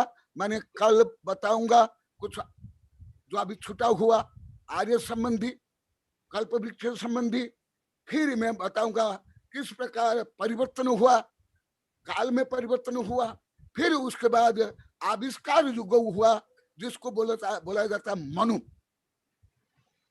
मैं ये मनु ना किसी किसी रूप में, जैन धर्म में, हिंदू धर्म में, बौद्ध धर्म में, ईसाई धर्म में, क्रिश्चियन धर्म में, हर धर्म में मनु का रूपांतर है। मैं कल बताऊंगा धीरे धीरे। तो ऐसे संक्षेप में आप लोगों को आदिनाथ भगवान के माध्यम से विश्व का इतिहास और विश्व की संस्कृति सभ्यता के बारे में बता रहा हूँ। जय आदिनाथ भगवान की जय। बोलिए आदिनाथ भगवान की जय। बोलिए आचार्य श्री कनक नंदी जी गुरुदेव की जय। मेरी आवाज आ रही है? ये फट गया है। आ रही है। आचार्य श्री आपके चरणों में बारंबार नमोस्तु, नमोस्तु गुरुदेव, नमोस्तु। आशीर्वाद आशीर्वाद। वहां पर उपस्थित सभी आचार्य और मुनि सबके चरणों में नमोस्तु, माता जी के चरणों में वंदामी। मैं प्रश्न मंच शुरू करने से पहले 2-3 टिप्पणी जरा करना चाहता हूं, ताकि कल आप उस पे, आज कोई जल्दी नहीं है, कल आप प्रकाश डालें, क्योंकि फिर नहीं तो प्रश्न पूछने का समय नहीं रहेगा। हाँ। मैं ये कहना चाहता हूं कि इस धरती पर, हमारी पृथ्वी पर वैज्ञानिक दृष्टि से अब तक जो खोज हुई है उसके अनुसार 5 बार एक्सटिंक्शन हो चुका है। हाँ। यानी सारी सभ्यता, सारी जीव, कोई भी तरह की जैविक सभ्यता 5 बार नष्ट हुई है, लुप्त हुई है, और अब जो भी होगी, जब भी होगी, वो 6ठी बार होगी। तो इसका उल्लेख जो आज आपने भोग भूमि का किया, तो उसके अंदर आपने सुखमा सुखमा से इस अवसर्पणी काल के बारे में चर्चा की, तो उसका इससे कोई संबंध जमता है, नंबर 1। नंबर 2, क्योंकि जो साइंस कहती है, सच भी हो सकता है, नहीं भी हो सकता है, लेकिन 40 लाख वर्ष पूर्व मनुष्य जो है वो एक अच्छी स्टेज में आया। मनुष्य का जन्म तो उससे लगभग 40 लाख वर्ष के बाद ही माना जाता है, लेकिन अपन मान लेते हैं कि 40 लाख वर्ष, हालांकि नहीं है, परंतु जो टैलेंट, दिमाग है, प्रतिभा है, चेतना तो वैसे सभी जीव में होती है, लेकिन दिमाग जो है, प्रतिभा है, वो 40,000 साल से 4 लाख वर्ष के बीच की मानी जाती है। क्योंकि जो सबसे पहली महिला जिसकी खोज लूसी नाम की महिला, इथियोपिया में, बहुत हाइट में छोटी सी थी, लेकिन उसके दिमाग नहीं था, और ये घटना 5 लाख वर्ष पहले की। और भगवान आदिनाथ की अपन जब बात करते हैं तो एक बहुत बड़े प्रतिभाशाली व्यक्ति, बहुत बड़े प्रतिभाशाली व्यक्ति की बात करते हैं, जिसने इतना सब कुछ इस विश्व को दिया जितना आज तक कोई नहीं दे पाया। तो हम कहाँ सामंजस्य बैठा सकते हैं? तीसरी बात, ये भोग भूमि की जो बात करते हैं, क्या वो इसी धरती पर, इसी पृथ्वी पर आज जहाँ हम हैं, 6 कंटिनेंट, इसी पृथ्वी पर की बात कर रहे हैं या कहीं और जगह की बात करते हैं? ये कुछ मतलब ज्वलंत प्रश्न है। आप कल इनको कवर करें थोड़ा सा, और भी लोगों को, मुझे अकेले को नहीं, सभी जितने सुनने वाले हैं, सभी श्रोताओं को लाभ होगा। मैंने तो केवल आपके सामने बिंदु रखे हैं और इन बिंदुओं पर अपन चर्चा करेंगे, क्योंकि मुझे तो बहुत कुछ मालूम है, लेकिन दूसरों को तो नहीं मालूम है। मेरे को तो ये भी मालूम है कि भगवान ऋषभ देव का जन्म लगभग कितने साल पहले हुआ होगा, क्या हुआ होगा, ऐसा मैंने खुद ने खोज की है, मैंने अष्टापद देखा है, मैंने सब कुछ किया है, लेकिन दूसरों को तो नहीं मालूम ना महाराज जी। और आपके मुखवाणी से अगर वो सब सुनेंगे तो बहुत प्रसन्न भी होंगे, और ज्ञान मैं भी अर्जित करूं, मुझे भी जो लिखने में मदद मिलेगी वो आपकी मुखवाणी, आपके शब्दों से मिलेगी।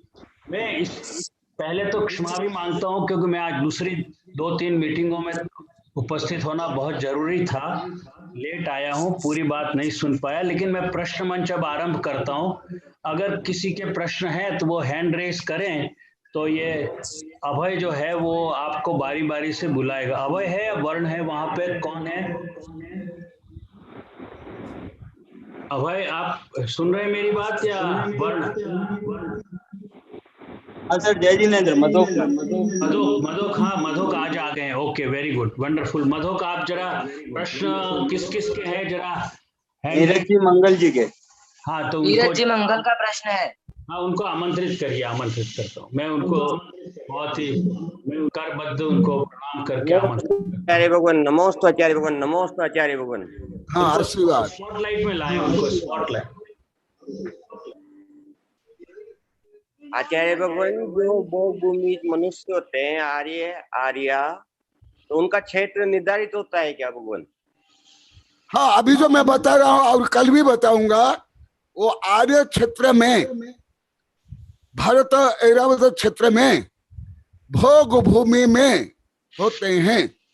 जो अभी बताया, अभी और भी जैसा भी राजमल बोले थे और अभी आने वाला है तो उसमें बताऊंगा, ये भोग भूमि में होते हैं, कर्म भूमि में नहीं। तो उनका जो क्षेत्र होता है, जो युगल होते हैं आर्य और आर्या, तो उनका क्षेत्र निर्धारित होता है क्या? वो तो अभी बताया, भारत ऐरावत क्षेत्र में पहले ही बिगनिंग यहाँ से किया है।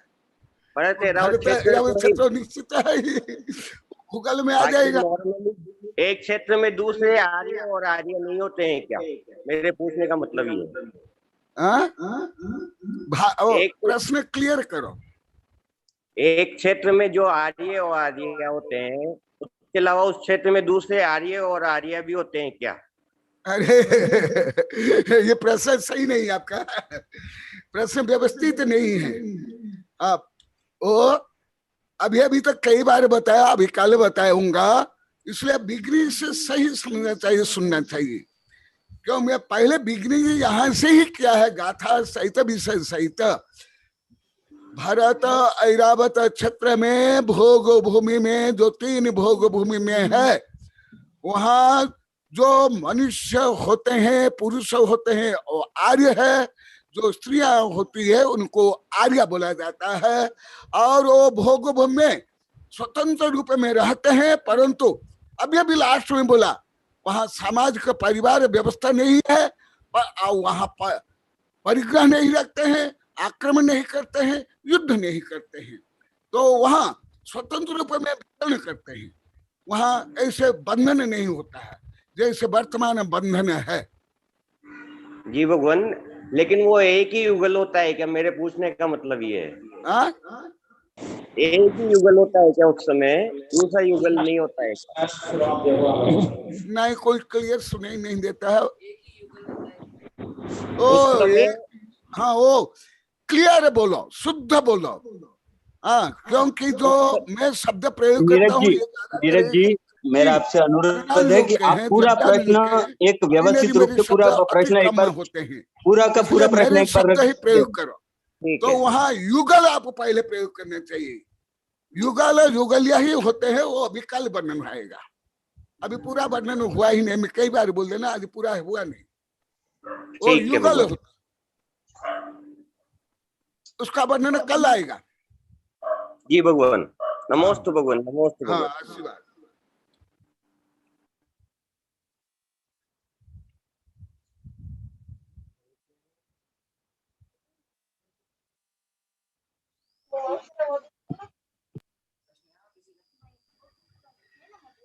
मधोक भाई, कोई दूसरा प्रश्न है? जरा लीजिए।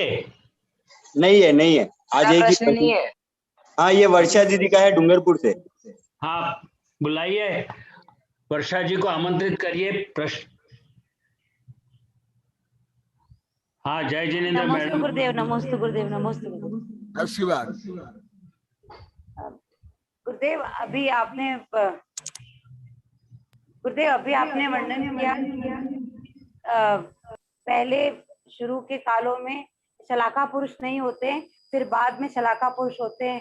जब कल्प वृक्ष समाप्त होते उसके बाद, तो हम अपने आप को भाग्यशाली समझे कि हम अभी जन्म हुआ है, कि हम शलाका और धर्म का भी ज्यादा अभी कर, तो हम भाग्यशाली है कि हमने बहुत लोगों के मुख से ये भी सुना है कि जो पहले कल्प वृक्ष होते थे वो लोग ज्यादा भाग्यशाली थे। और अभी आपके वर्णन से ऐसा लगा कि हम ज्यादा भाग्यशाली हैं। हाँ, कथनचित सापेक्ष दृष्टि से, थ्योरी ऑफ रिलेटिविटी का अपेक्षा वो भाग्यशाली हो सकते हैं। कथनचित हम उनसे भी ज्यादा भाग्यशाली हो सकते हैं। ये बीच बीच में मैं वेबिनार में भी बहुत बार बोल गया, जैसे वहां जो छाई का समय दृष्टि पहले आयु बंद करके फिर ये समय दृष्टि बन करके छाई का समय दृष्टि बन करके वहां मनुष्य बने, वो सामान्य अभी जो मनुष्य से महान भाग्यशाली।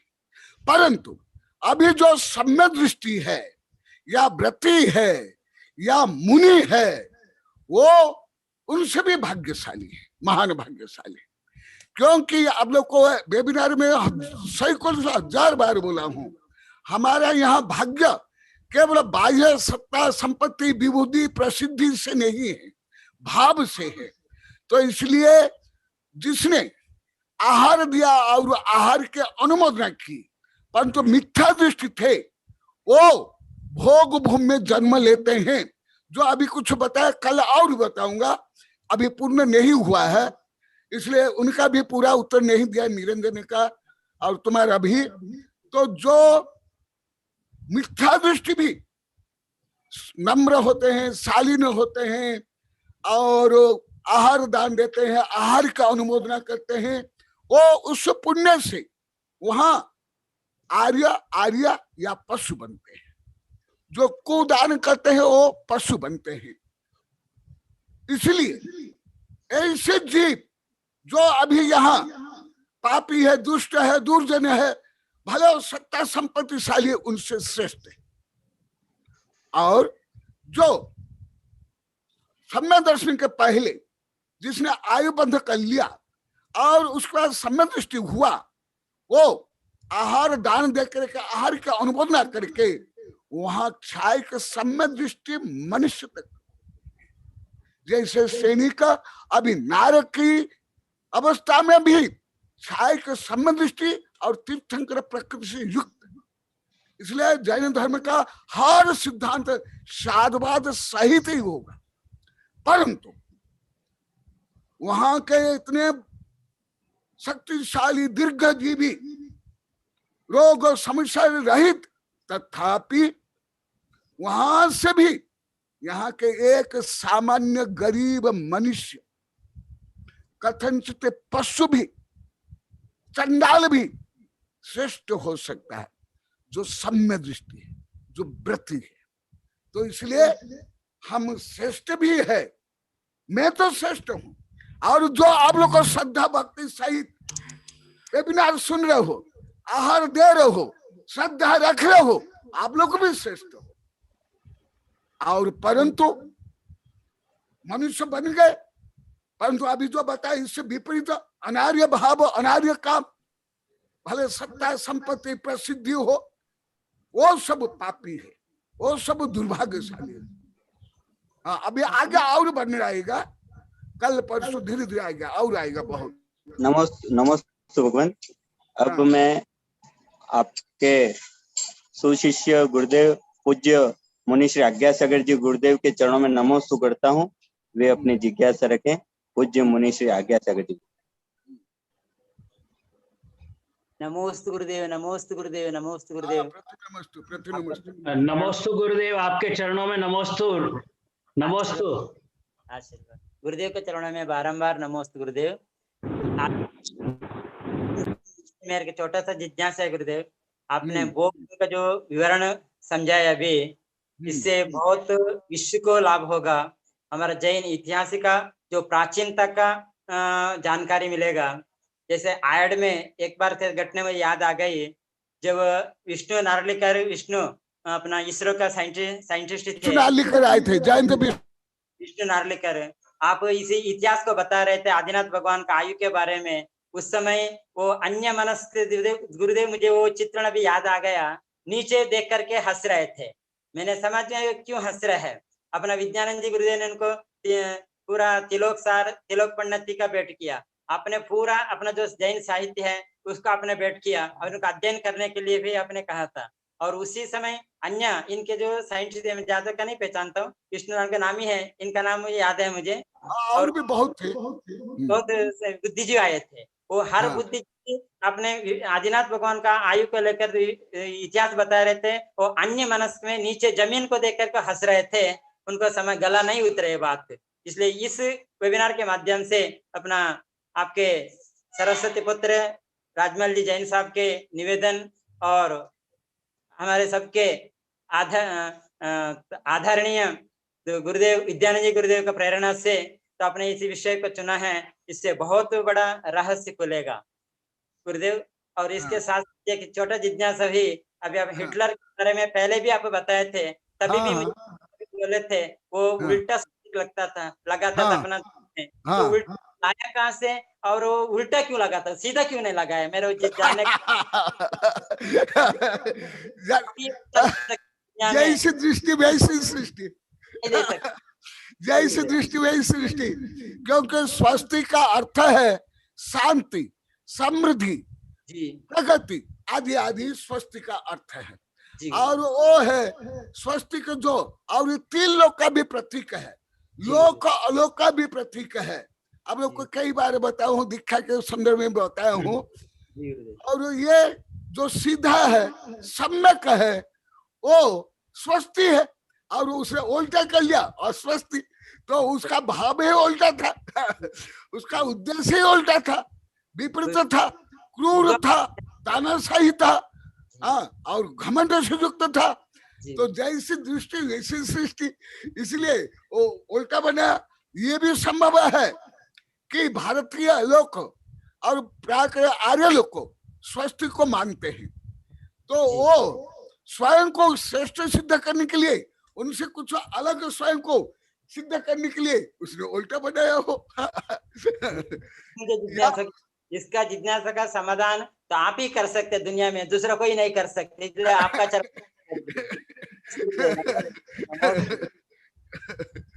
आचार्य श्री, मेरी आवाज आ रही है आचार्य श्री आपको? हाँ, क्योंकि अभी 5 मिनट का और समय अपने पास बचा हुआ है।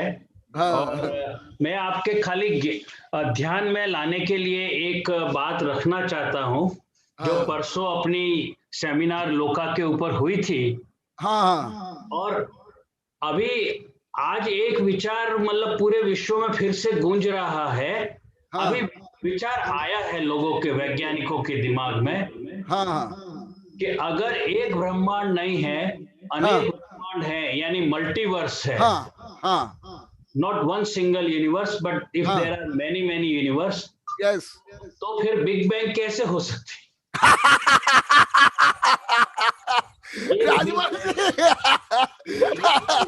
विचार सब लोग के दिमाग में आ रहा है।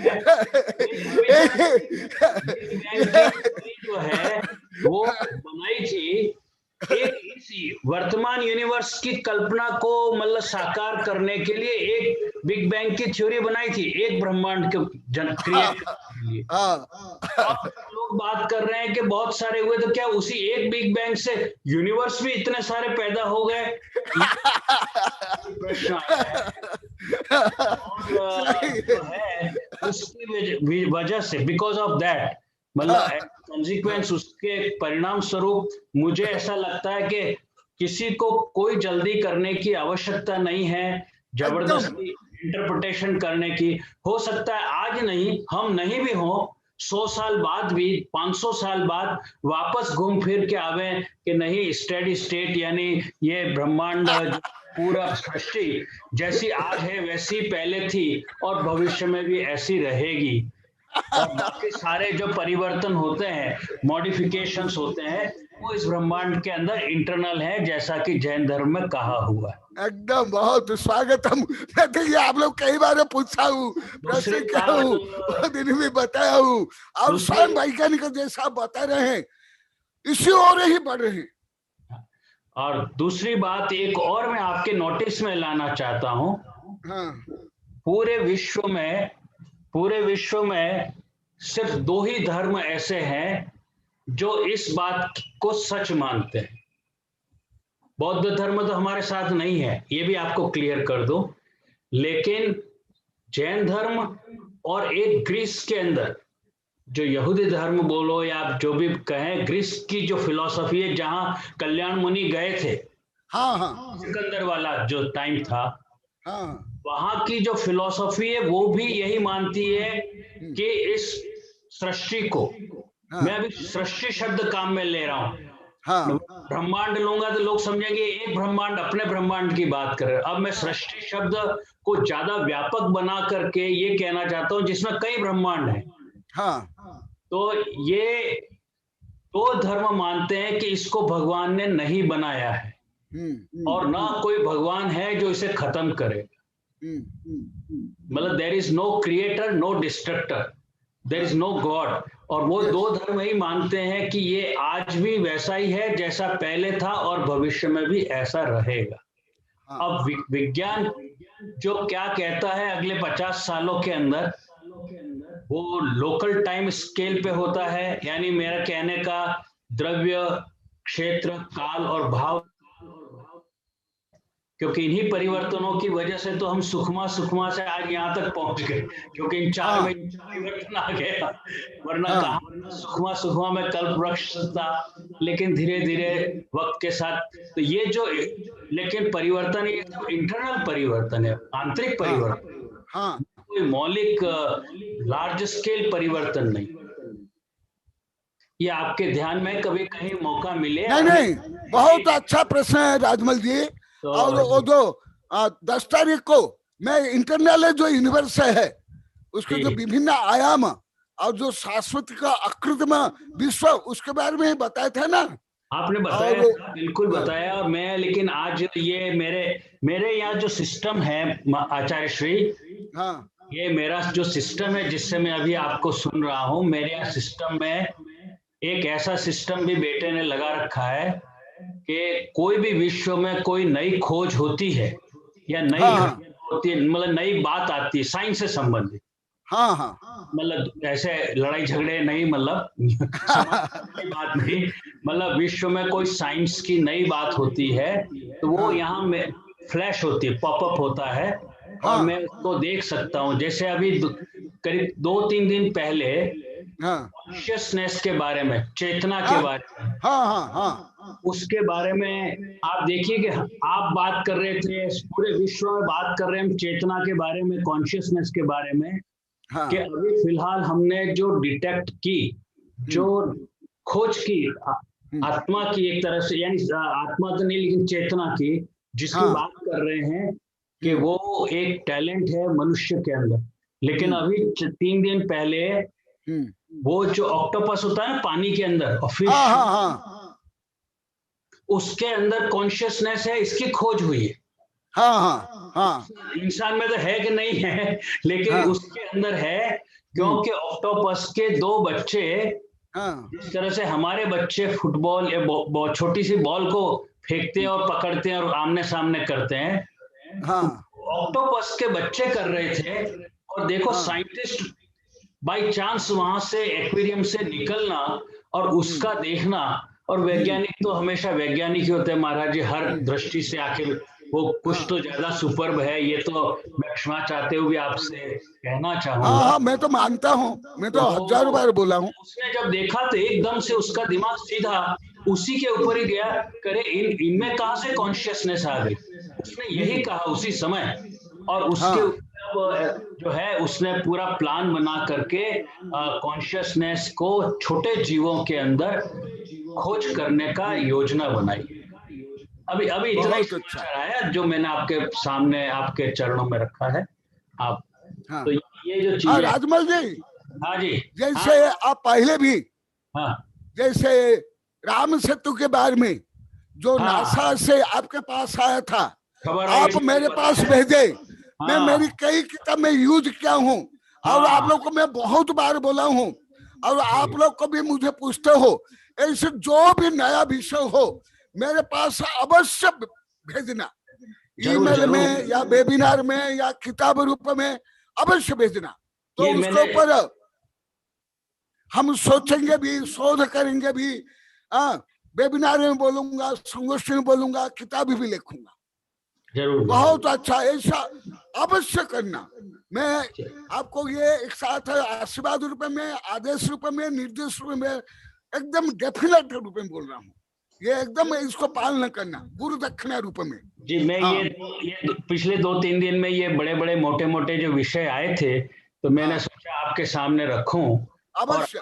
और आज मैंने कुछ जो विषय भी आपके सामने रखे प्रारंभ में ही, जो टिप्पणियां जो की हैं आप आज के, तो कल या परसों अवश्य विषय आएगा, अब आप इनको कवर करिएगा। सभी लोग होंगे, बहुत लोग अपने श्रोता लाभान्वित होंगे और नए श्रोता भी उसकी वजह से जुड़ते चले जाएंगे। हाँ। इसी के साथ में राहुल को अपना क्या मधोक को जो है कहता हूँ कि आज का सेशन समाप्त कर सकते हैं। एक मिनट, मैं डॉक्टर साहब से निवेदन करना चाहता हूँ कि डॉक्टर साहब हर बार आपके जो डिवाइस रहती है उसमें आपकी आवाज बहुत ही बुलंद रहती है। आचार्य श्री के साथ साथ आपकी आवाज बुलंद होना बहुत ही जरूरी है, लेकिन आज आपके डिवाइस में थोड़ी सी आवाज कम है। तो और आप बहुत अच्छी जानकारी टिप्पणी आपकी रहती है, तो इससे हम वंचित रह जाते हैं। तो कृपया पहले जिस तरह से आपकी जो आवाज आती है उस तरह से व्यवस्था निश्चित रखें, ताकि हम सबको और अच्छा लगे और आनंद भी आएगा। थोड़ी सी आज आपकी आवाज डिवाइस से थोड़ी सी लो आ रही आपके डिवाइस। मैं कोशिश करूंगा वॉल्यूम बढ़ाने की। कई बार क्या होता है, वॉल्यूम बढ़ता है तो डिस्टरबेंस भी होता है, दूसरे लोगों को अच्छा भी नहीं लगता है। लेकिन मैं कोशिश करूंगा वॉल्यूम बढ़ाऊं मैं, ठीक है? हाँ राजमल जी, अभी जो आपने नई सूचना दी है, आप आज ही वर्ण के पास या अभय के पास या मधु के पास अवश्य भेज देना। नहीं, मैंने यही तो मुझे चाहिए महाराज जी। मैंने बोला है रिकॉर्डिंग हुई होगी और इसकी रिकॉर्डिंग जरूर बनाएं पूरा, हर एक यूट्यूब के लिए चैनल, और इसकी एक लाइब्रेरी बनाएं। जो कनक नंदी की वेबसाइट बनाई है आपने, उस कनक नंदी की वेबसाइट में ये वीडियो होने चाहिए डेट वाइज पूरा, ये भगवान ऋषभ देव वाला। इसमें कोई चूक नहीं होनी चाहिए। मेरी आवाज आ रही है? कोई चूक नहीं होनी चाहिए, इसमें कोई मिस्टेक भी नहीं होनी चाहिए। ये वीडियो हमारे लिए, आने वाली पीढ़ियों के लिए बहुत महत्वपूर्ण है। आप एक चीज जरूर सुनिए कि बाद में भी जो नई पीढ़ियां आती रहेंगी, अगर वो इन प्रवचनों को सुनेंगी तो उससे गदगद हो जाएंगी, गौरवान्वित होंगी, जैन धर्म को आगे तक लेके जा सकती हैं। इसलिए जो मैं बोल रहा हूं, दूसरे प्रश्न पूछ रहे हैं, लेकिन आचार्य श्री की जो मुखवाणी है, ये एक तरह से आप यो समझो कि जिस तरह से तीर्थंकर जो है प्रवचन देते थे, या हम लोग उसको बोलते हैं, क्या मैं भूल रहा हूँ शब्द, दिव्य ध्वनि,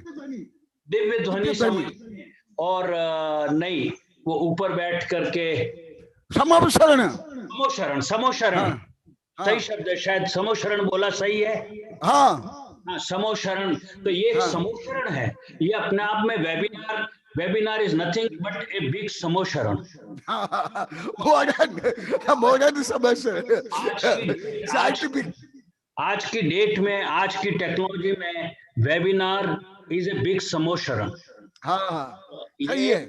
इसलिए आप प्रत्येक वीडियो का, प्रत्येक दिन के वीडियो को संभाल कर रखें। मुझे भी लिंक भेजें, मैं अपने यहाँ कंप्यूटर के अंदर भी ये एक पूरी लाइब्रेरी बना करके रखना चाहता हूँ।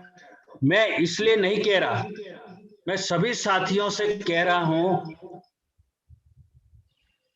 मेरी आवाज डबल आ रही है, इको आ रहा है शायद, लेकिन नहीं अच्छी आ रही है, सही है सर।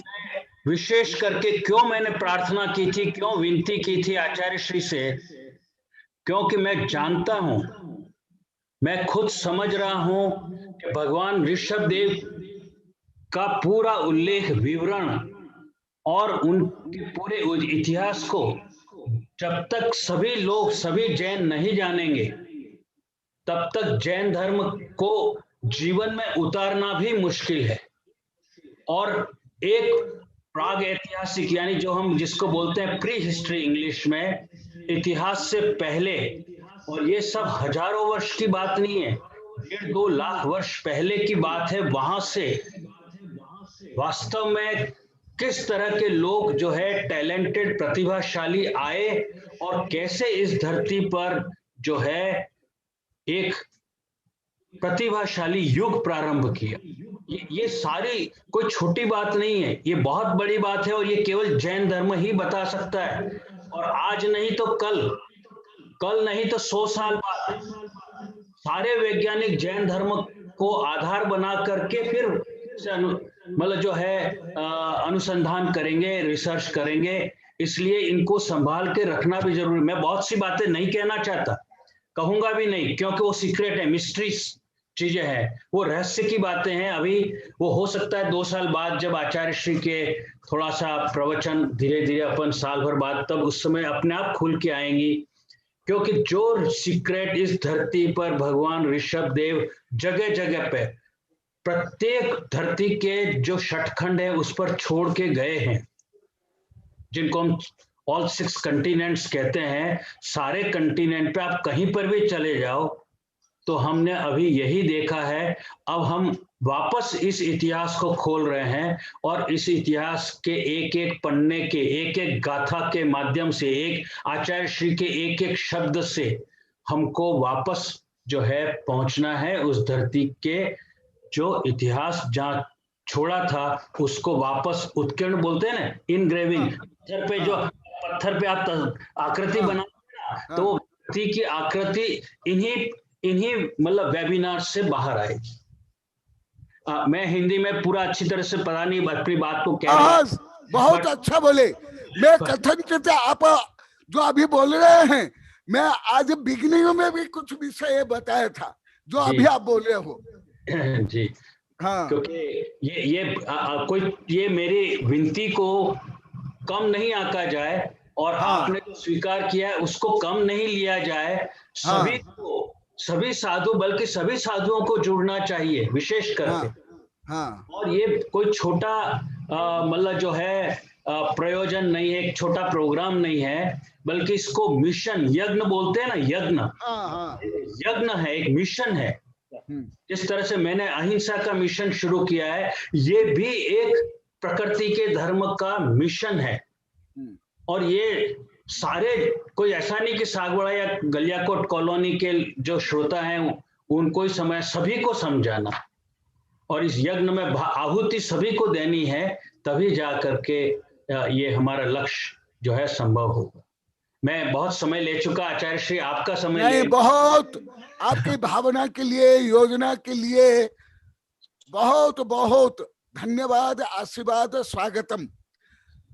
ये विषय जो आज बोले, कुछ आप जो अभी बोले बहुत स्वागत योग्य है।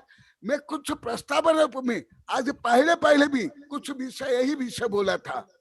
और दूसरी सूचना राजमल जी, जो कुछ वैज्ञानिक नवीन शोध है मेरे पास साहित्य रूप में, पंपलेट रूप में, या ईमेल रूप में, या बच्चों के पास सीडी रूप में, किसी न किसी रूप में मेरे पास भेज देना। मैं कोशिश करूंगा आचार्य श्री, हालांकि मैं बहुत व्यस्त हूँ, मैं कहना नहीं चाहता, कह भी नहीं सकता आपके सामने, मालूम है। मैं मतलब सोने के लिए मेरे को टाइम भी नहीं मिल रहा है। तो मेरे को जितना भी हो, क्योंकि एक और आपका वेबिनार आ रहा है, उसका भी काम स्कॉलर्स को छांट करके हम कर रहे हैं। तो ये बहुत कोई छोटे काम नहीं होते। काम करने जाए तब पता चलता है कि जब उसके अंदर गहराई से सोचते हैं तो कितना बड़ा काम होता है। सही है। रिसर्च एक सेंटेंस लिखना, सेंटेंस के प्रत्येक शब्द पे विचार करना पड़ता है। हाँ, और दूसरी सूचना, वो 10 तारीख के जो कार्यक्रम है वो अवश्य भेज देना, वो मैंने पास भेज देना। हाँ, वो अभय को मैंने आज सब कुछ पहले ही सूचना दे दी है कि कहाँ से मिलेगा। अच्छा। अभय शायद प्राप्त कर भी चुका होगा। अभय है अभी वहां पर नहीं है, यहाँ पर नहीं है, घर में होगा, यहाँ पर नहीं है। शायद वो उसकी मम्मी है, माँ है। अभय कहाँ है? घर पे होगा। महाराज जी, वो एक्चुअली क्या है महाराज जी, वो वर्क फ्रॉम होम, उसका ऑफिस का काम करना पड़ता है और आज मंडे है तो निश्चित रूप से अपना काम कर रहा होगा। अभी उसको अपन नहीं कर सकते। और जो है नहीं, बहुत बच्चे बहुत अच्छा काम कर रहे हैं, लेकिन अभय ने बहुत अच्छा करे हैं। अभय ने सूचना दे दी थी कि उसको मिल गया। आप मेरे को उस वीडियो की लिंक भेज देना। मैंने भेज दी। अभय ने ले भी लिया है शायद। वर्ण अभय से मांग लेना बेटा तू। हाँ हाँ ठीक है ठीक है। और मधु को आप भी उसको हर जगह भेज देना। जी जी जी जी 10 बाबा। का कार्यक्रम बहुत इम्पोर्टेंट कार्यक्रम है। जी जी निश्चित गुरुदेव। और राजमल जी ने भी जो आज मार्गदर्शन दिया है इस युग पुरुष आदिनाथ भगवान के संबंधित सभी वीडियो को डेट वाइज करने का गुरुदेव, तो इसकी जिम्मेदारी मैं लेता हूँ बहुत और अच्छा, धन्यवाद। तो व्यवस्थित रूप से मैं और करूंगा। राजमल ये कहना राजेश का भी सहयोग लेना। जी जी गुरुदेव। उसी जो वेबसाइट बनी हुई है उसमें ही युग निर्माता ऋषभ देव का एक अलग से उसमें बना देंगे गुरुदेव, और उसमें ऐड करवाएंगे अलग, पूरा इसका एक अलग ही बना रहेगा। हाँ, और जो आनंद संबंधी किताब है उसका भी काम प्रारंभ हो गया है। आप लोग की भावना मधु की विद्यानंद की भावना थी ना, अहिंसा आनंद अमृत कलश।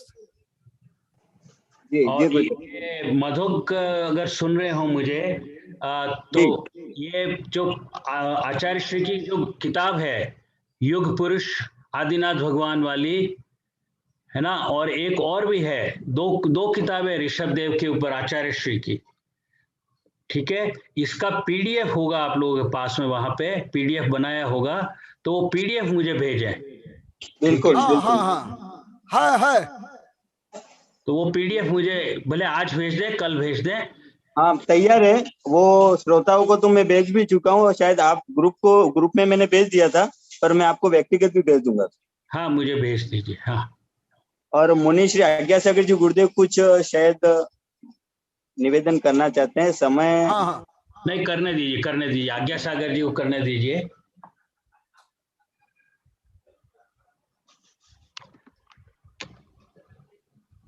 नमस्ते गुरुदेव, नमस्ते गुरुदेव। आज क्या मुझे भी कुछ बोलने का इच्छा हो रहा है अंतरंग से, मेरा भी भावना जागती है। अभी जैन साहब राजमल जैन साहब ने जो आपके रिक्वेस्ट किया, निवेदन किया, मैं भी इसका अनुमोदन करता हूँ गुरुदेव।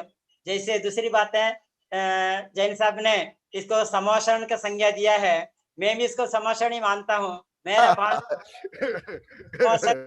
और विद्यानंदी गुरुदेव इसका गणधर है, और आपके सरस्वती पुत्र राजमल जैन साहब इसका मुख्य श्रोता है। मैं यही भावना बात हूँ गुरुदेव, तो ये तो गलत तो नहीं है ना?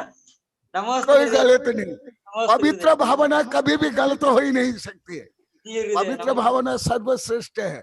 आज पहली बार गुरुदेव मूंग की दाल का कड़ी और दलिया का कराया, इसलिए बहुत बार आज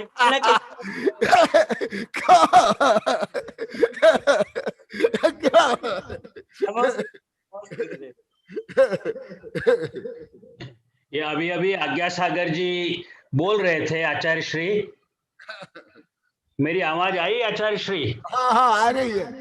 अभी आचार्य अपने आज्ञा सागर जी गुरुदेव बोल रहे थे जो, और उसी समय जो मैं कह रहा था, मेरी डिवाइस जो है, सिस्टम है, उसके अंदर मैसेज आता है, कोई घटना होती है। अभी बर्फ जो होती है, बर्फ आइस, उसके ऊपर खोज हुई है, आइस के ऊपर, और आइस अपने आप करली, जानते हैं ना करली, मतलब इस तरह से। बताइए। अपने घुंघरालू बाल वाली महिला होती है। या कोई रबर बैंड को अपन ऐसे ऐसे करते हैं तो करली जो, तो बर्फ, तो उन्होंने डिस्कवर किया बर्फ अपने आप जो है वो करली हो रही थी, और अनकरली भी वापस रिवाइंड भी हो रही थी, बर्फ कर रही थी अपने आप। ऐसा मैसेज आया है। बहुत अच्छा, ऐसे हर मैसेज मेरे पास भेजना है। ठीक है, कोशिश करेंगे महाराज। अवश्य। बहुत अच्छी सूचनाएं, अच्छे अनुमोदन, अच्छी भावनाएं की अभिव्यक्ति हो रही है, और जो अच्छी पवित्र भावना वो अवश्य फलीभूत होती है। कोई भी भौतिक शक्ति उसको दबा नहीं सकती है। तो आप लोग की पवित्र भावना अवश्य फलीभूत होगी, उसके लिए मेरी मंगल कामना है। शुभाशीर्वाद अनुमोदना। नमस्ते नमस्ते। आपका अनुरोध है महाराज जी, आप जो है मंगलाचरण करके आज का सेशन एंड करें। बोधि समाधि परिणाम शुद्धि स्वात्मोपलब्धि शिव सौख्य सिद्धि चिंतामणि चिंतित वस्तुदानी वन्द्यमानस्तु ममास्तु देवी वन्द्यमानस्तु ममास्तु देवी।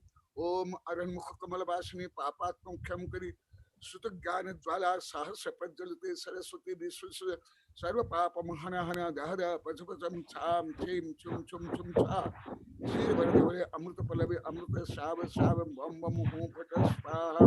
ओम नमः आमसैपत्तानम ओम नमः खलोसैपत्तानम ओम नमः जलोसैपत्तानम ओम नमः सब्बोसैपत्तानम स्वाहा। ओम शांति शांति शांति। आज मुझे विशेष आनंद, विशेष उत्साह, विशेष प्रोत्साहन, विशेष ऊर्जा का संचार हो रहा है, जो मेरी भावना फलीभूत हो रही है आप लोग के माध्यम से। इसलिए आप लोग को सबको साधुओं को प्रति नमस्तु, सबको आशीर्वाद, धन्यवाद, स्वागतम। सभी को जय जिनेंद्र। नमोस्तु नमोस्तु नमोस्तु नमोस्तु गुरुदेव, नमोस्तु गुरुदेव, नमोस्तु गुरुदेव। बहुत अच्छा बोला राज।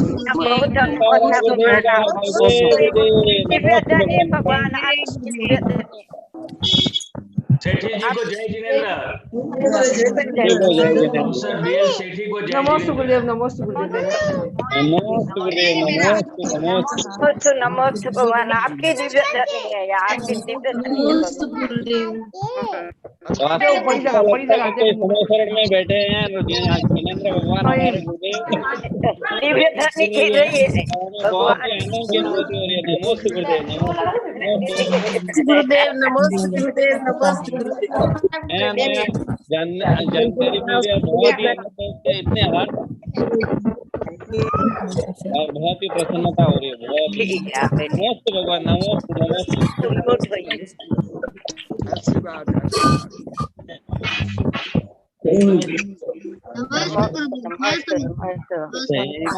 जयकारा जयकारा नमोस्तु नमोस्तु नमोस्तु गुरुदेव।